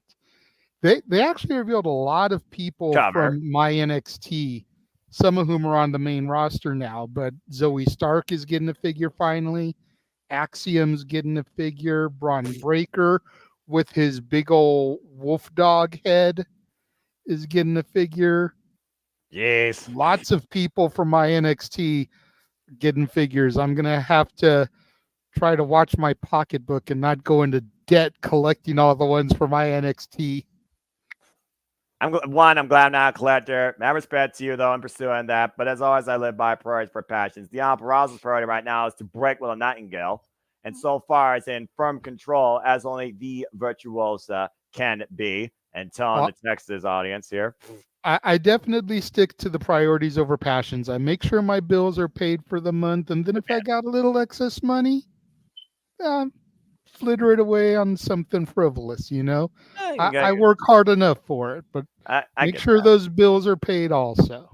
And after all, next month is my birthday. So if people want to go to Ringside Collectibles and pre-order those for me, I would not be opposed to receiving those as birthday gifts. Chase U represent Chase U alumni. If we get $60 more in super chats to my channel and $60 more to Jeff's channel by Tuesday, Noah will have to enroll in Chase University and support Thea Hale in her challenge against Roxanne Perez for the NXT Women's title. She's not winning. And if she wins, Noah has to get a Chase U shirt. And we are back as here. We're back to full-on action. Yeah, thank Christ. Thank you, Deanna Purrazzo. Damn it, JJ, you Chase U supporting buffoon. Willow Nightingale with the short-range clotheslines with the right arm uncompromised. We are back at AEW Battle of the Belts for the CMLL Women's World Championship Eliminator. Willow Nightingale challenging the virtuosa Deanna Purrazzo. And, of course, Willow has to do it Chris Statlander no matter what. This coming Wednesday on Dynamite, she accepted that challenge out of that assault on Wednesday during Blood and Guts. The power coming into play, though, and Rock shot spinebuster planted. Cover two. No. Woof.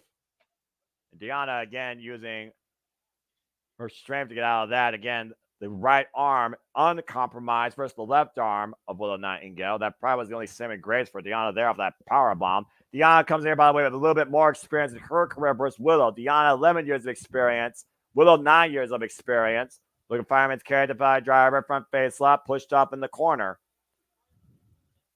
And right now, ooh, nice suplex takeover. Great suplex here by Willow Nightingale, and Willow in the driver's seat here, but she can't waste time. Going up top, unaware of Deanna, though. Oh, no. Now hung up oh, didn't even get hung up in the tree of woe. That was just a hard whiplash pull down. Into the cover. Cover. Too close to the ropes. Ring awareness, Deanna. Ring awareness. Great awareness by the champion here, JJ.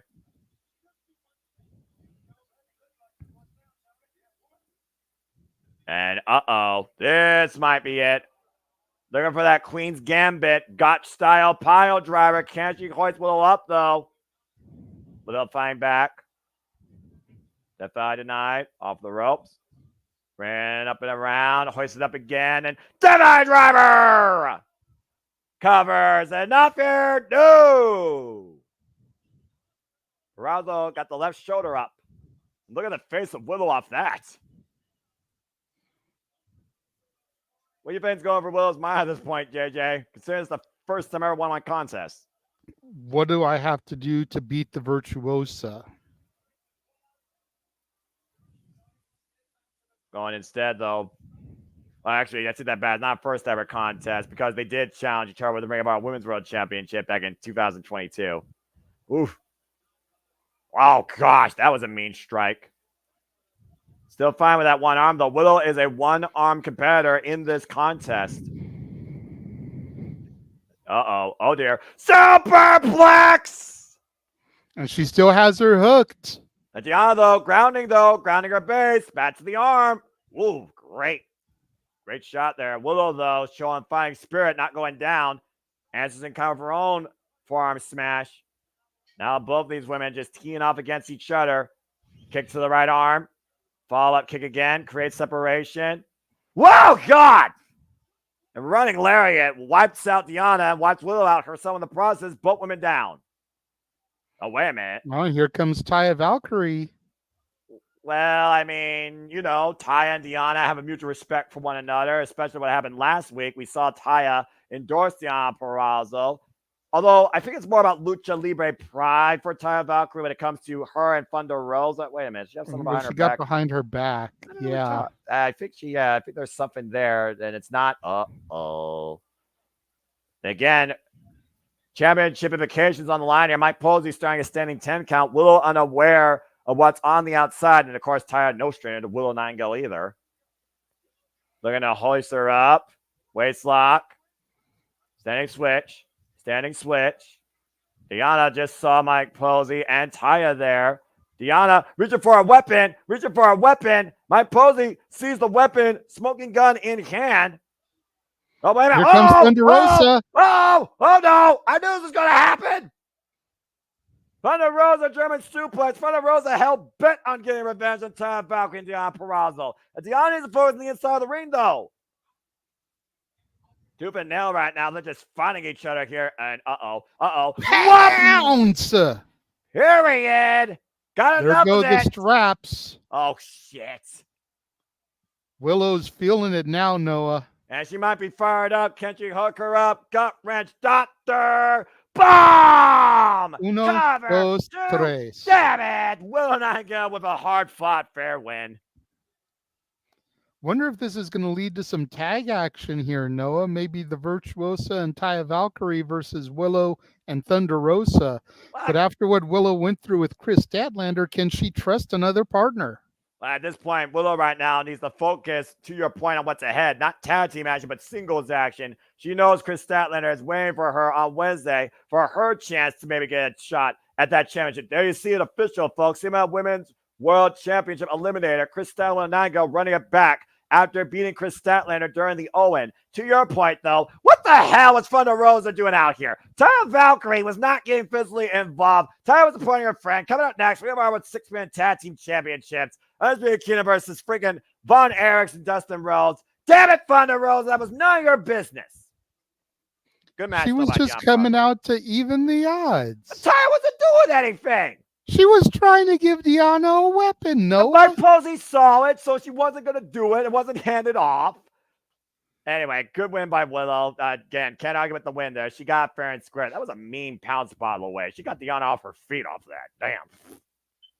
Good match. As we got a full, fuck television. As is tradition. As we got a full commercial break here. Again, folks, hope you're enjoying the coverage. Again, we are going to shift immediately into the weekly Saturday night shenanigans, easy for me to say, that are open mic night following this presentation of Battle Belts 11. And of course, still simulcasting in Multiverse Media, Walter Cruz and James Hebert, they are covering UFC 304. So please continue to support us here at the Multiverse Media for all your forms of entertainment, discussion, wrestling, sports combat coverage, etc. As we get ready for SummerSlam week, behind closed doors production, we'll figure out the day. We'll have Simi Bedetti, and of course, you will have commentary here literally 1 week from the day, as I will be taking the day off, as I will be at SummerSlam. You will have JJ Williams, and I don't know who else on the show. I'll have a bunch of fun people, maybe special guests like freaking WrestleMania on commentary play. So please support us here at the Multiverse Media for all your coverage for SummerSlam weekend.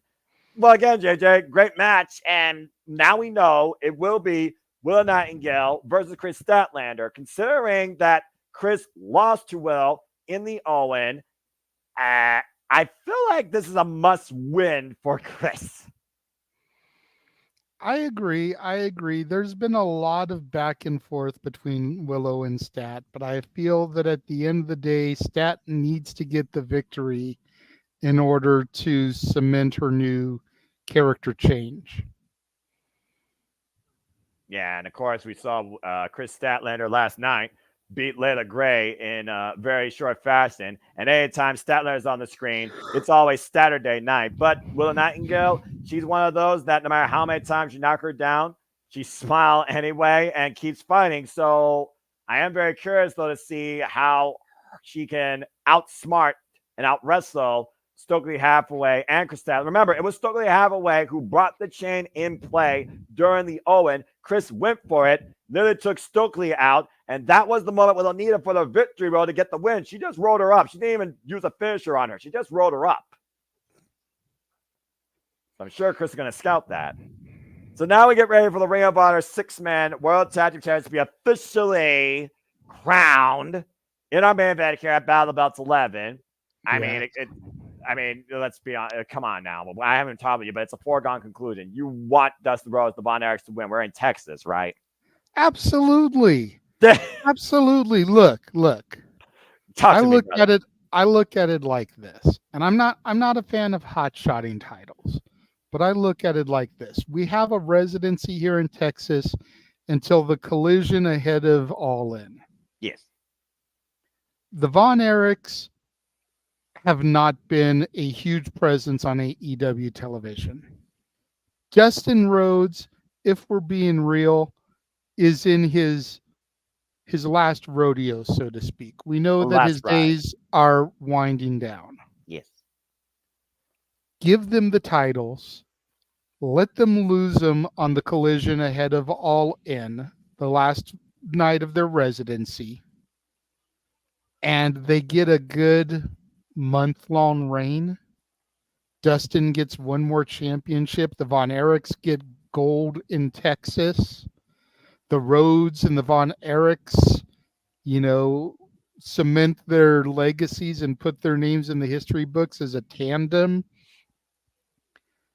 And they can lose them to the Undisputed Kingdom, Death Triangle, whoever on that go-home Collision, the last one of the residency. But let's give Dustin his due because he deserves it, by God. I completely agree, and so does this legendary family and duo, the Von Erichs, fighting once again here in Texas. Raj and Marshall Von Erich alongside the natural Dustin Rhodes, who beat the Dark Order last night to earn this opportunity at Double for Dishonor. And look who's coming out with them. There we go. Kevin Von Erich himself. I believe the last surviving one of the famous Von Erich family. Exactly. I did watch The Iron Claw, by the way. Damn good movie. I'm about to say, and of course, little bit dry. I did have to watch it in parts because I was getting tired one evening, so I had to stop it, pick it up the next day. Yeah.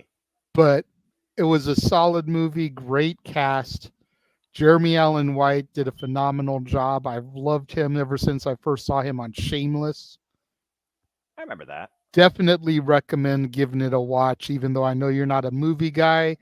You are a wrestling guy, and it is about a wrestling dynasty. So, and from a dynasty, and you know what? Normally I give this person shit, but we've got Aubrey Edwards as our referee for this match. Let's hear for Aubrey, by the way, who made history last night, being the first ever female referee to referee matches on a Ring of Honor pay-per-view.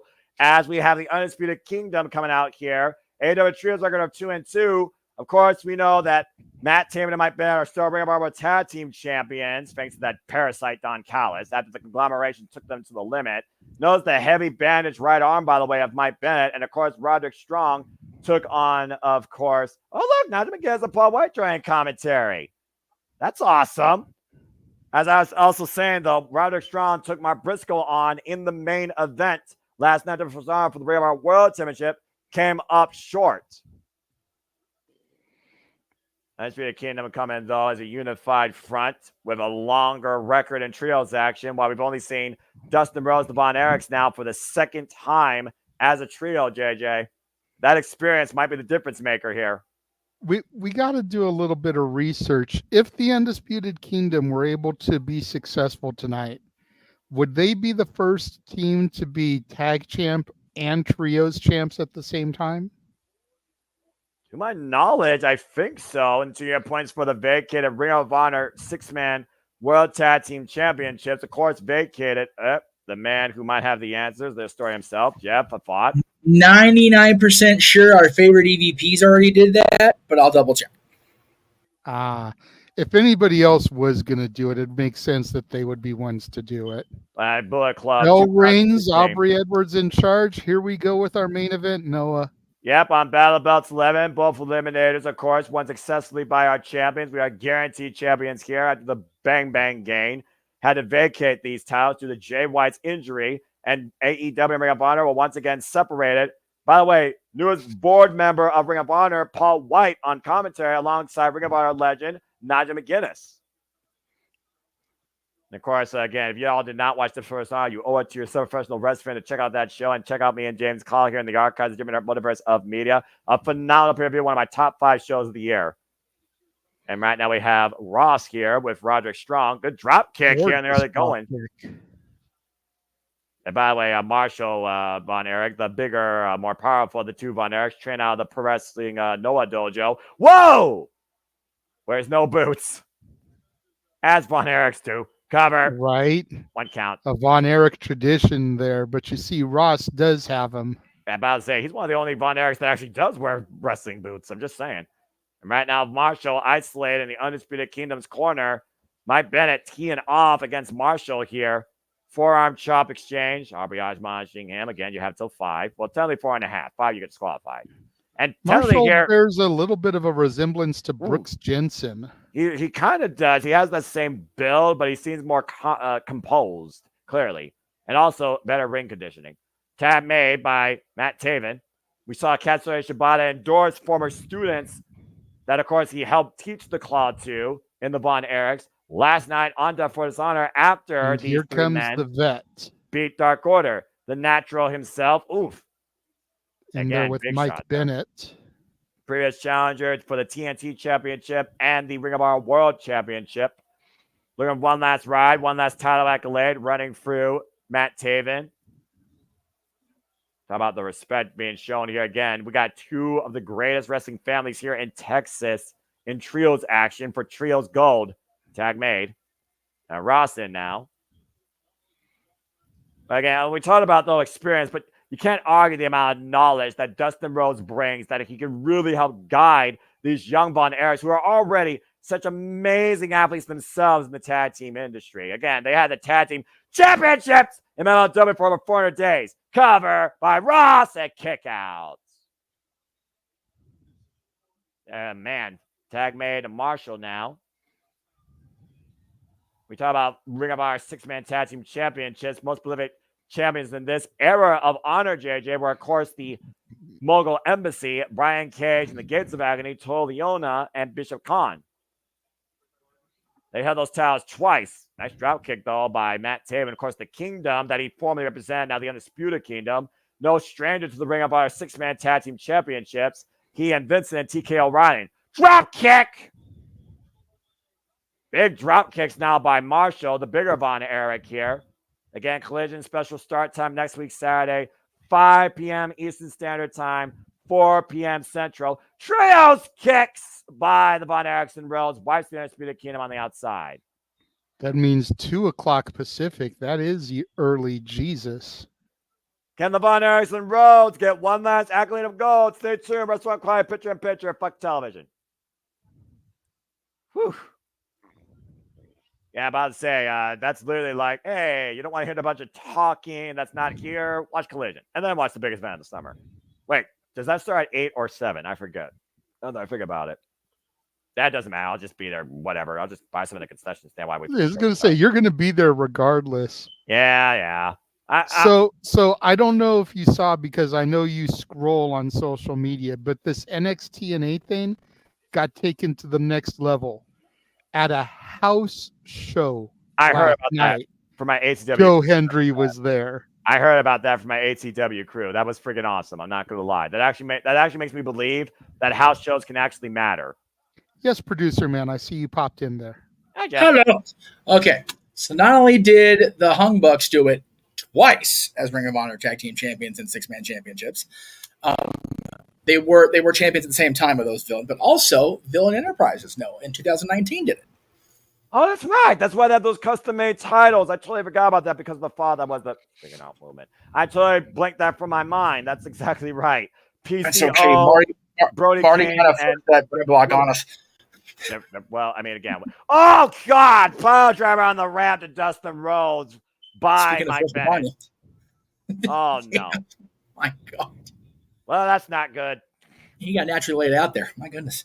Anyway, yes. So the Hung Bucks / the Elite and Villain Enterprises are the only two teams that have held both Ring of Honor tag titles at the same time. Now, I'm pretty sure the Elite were also AEW tag team champions or trios champions when they were also the Ring of Honor six-man tag titles. Yep. They were the AEW tag team. I was about to say they're tag teams where they're holding the Ring of Honor 6-men. And then, of course, the whole file with Swerve and Hangman costing the trios titles, but they still have the tag team titles. Yes, sir. For someone like me who's very, very naive, who are Villain Enterprises? That was Buddy Scroll, whoop, whoop, Brody King, and I believe PCO.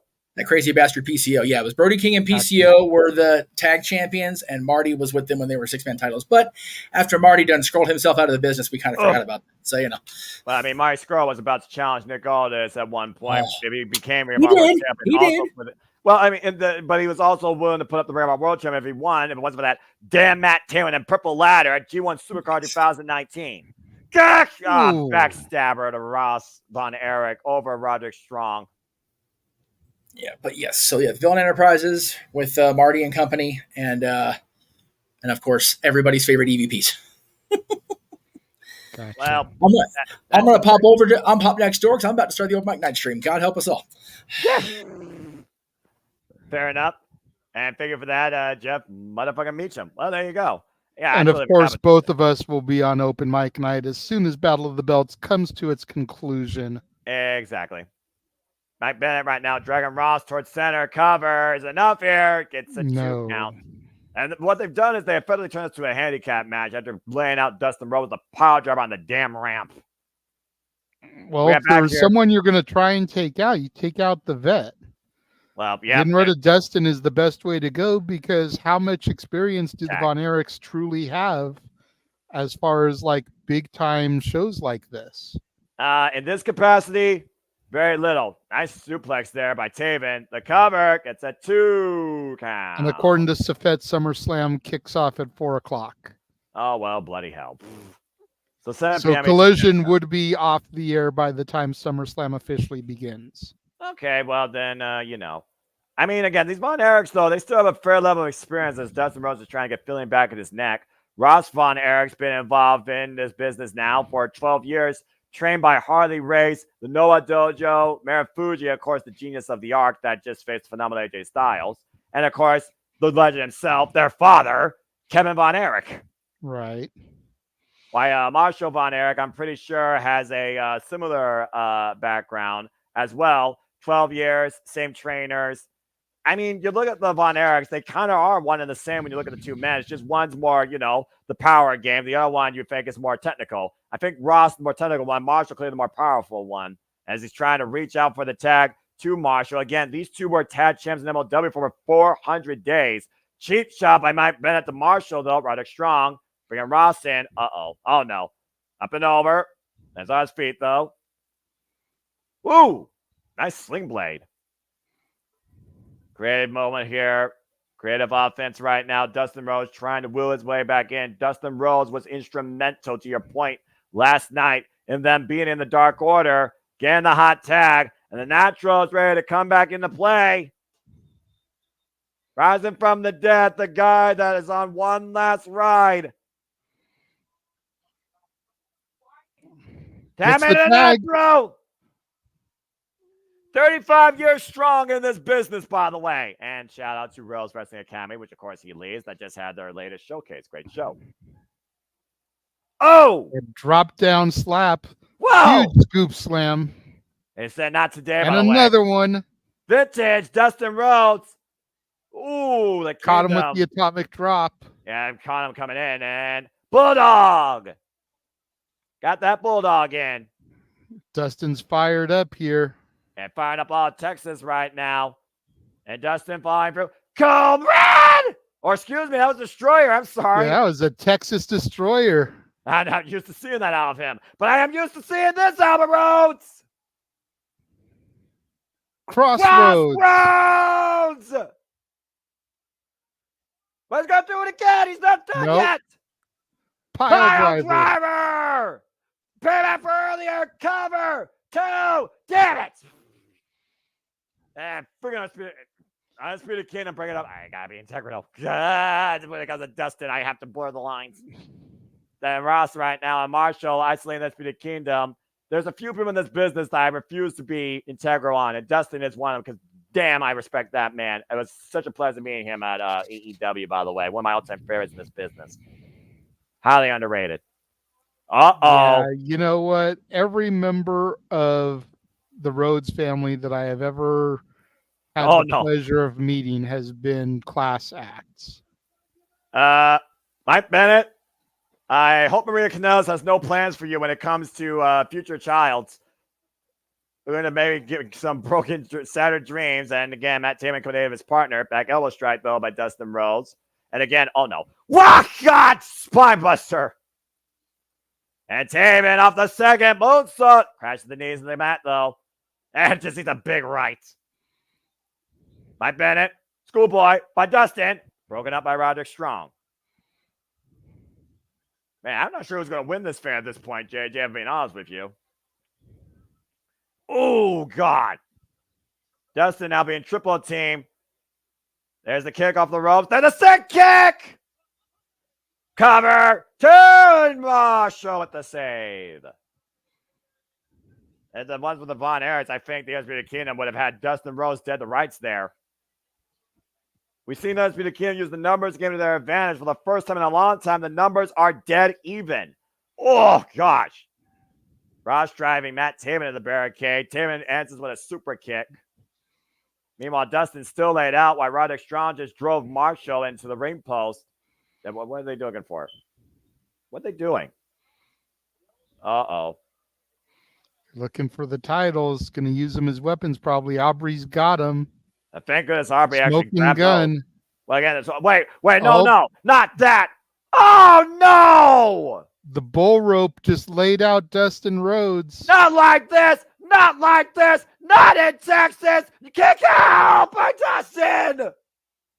At 2 9/10, Noah. That was as close as you could get to 3 without it actually being 3. And the Undisputed Kingdom cannot believe it. They thought those shenanigans were going to secure them the gold. Yeah, I'm about to say, but that is not enough. Imagine the statement, though, if they beat Dustin Rhodes with his own damn bull rope. Oh, wait a minute! Katsuri Shibata! What is Shibata doing here? Shibata's coming, the claw! The Iron Claw! The claw! The claw! The claw! And the claw applied by Kevin Von Erich to Roderick Strong. Always up on the shoulders, though. God damn it, Jeff. Rolling lariat by Marshall. Mike Bennett isolated. And Dustin Rhodes has him hooked up. Final cut! Cover up the leg. Butters and Dustin Rhodes did it! That's awesome. Dustin Rhodes, Marshall and Ross Von Erich are the new Ring of Honor 6-man World Tag Team Champions. Kevin Von Erich in to present them with the titles. The kingdom has fallen. What a moment. This is the best thing that happened in Battle of the Belts. Raising Marshall's arm in the air. Celebrate, damn it. Dustin Rhodes just led 2 young Von Erichs to 6-man tag team championships. What a moment. Here comes the locker room. That's awesome. And the streamers being thrown. History made here at AEW Battle of the Belts 11 and for Ring of Honor. Brand new Ring of Honor 6-man tag team champions for the first time ever in their careers. Dustin Rhodes and the Von Erichs. You see board directors member Paul White coming into the ring to celebrate with the new champions as a new era of honor has officially begun. Congratulations. Christopher Daniels in the ring. The infantry Action Andretti, again, so many people have so much damn respect. You said yourself when it came to Dustin Rhodes. And Paul White damn sure knows what this means for the natural. Like I said, Mark Wednesday. Briscoe. Yep, I'll say Mark Briscoe, our world champion. Kyle O'Reilly, top flight. Again, so much has unfolded this week. An historic week for AEW Ring of Honor. An incredible week across the board for this company and both promotions. AEW Dynamite Wednesday, though, we'll hear from Bryan Danielson. Will Niga will defend a chance for the CMLL Women's World Championship against Chris Statlander in a eliminatory match. We will have a sit-down interview with Renee Paquette with the Glamour Mariah May ahead of All In regarding what Thomas Tony Storm said tonight and this past Wednesday. And also, Will Ospreay will go one-on-one with the Murder Hawk Monster, Lance Archer, as Will Ospreay looks to regain the AEW National Championship at Wembley Stadium. But for now, tonight at Battle Belts 11, we celebrate the brand new Ring of Honor World Six-Man Tag Team Champions. The Natural Dustin Rhodes, one last ride, one last piece of gold. For the American Wrestling JMN, the Seminole Falls, they're featuring our coverage to Battle Belts 11. We'll see you on the other side here shortly for Open Mic Nights. That was fucking awesome. I'm so damn happy. Me too. Woo! Exactly the way I hoped it would go. They were in Texas, damn it. The Natural is not going to be denied. Oh, man, I love professional wrestling.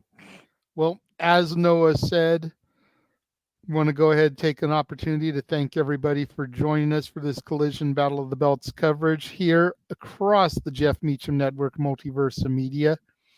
We encourage everybody to hop over to the other stream now for the Saturday night shenanigans that are Open Mic Night.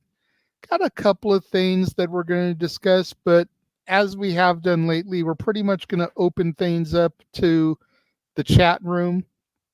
Get your topics in over there, things that you'd like for us to discuss. If it's good, we'll bring it up. If you want to guarantee we discuss it, super chat. It's as simple as that. For the West Coast Professor Jeff Meacham, the producer, for the simple man with the spectacular voice who went at it solo for 2 hours until I could get here for Battle of the Belts. Thank you very much, good sir, for Joey Styles in it. I loved it. I am the Renegade of Wrestling, J.J. Williams. We'll see you on the other side. Producer man, hit the signature. Or just leave us here and we'll just talk more nonsense because, you know, that we're live, pal. Because, again, he's handling 2 streams. His Chromebook might be burning as we know it. I mean, I'll talk about Dustin Rhodes all night. Again, how awesome is it? 2 legendary wrestling families came together, and now we got new Ring of Honor 6-man tag team champions in them. That is so damn awesome. Yes. Am I signing you guys off? You got it, Jay. I signed. I just said for you to hit the signature, but I'll do it. All right. Do your thing, brother. I'm already on the air all night, so have fun. Gotcha. Okay. We's out of here. Bye. The Jeff Meacham Network's Multiverse of Media. For over 15 years, the recognized symbol of excellence and the standard bearer in coverage of sports and entertainment.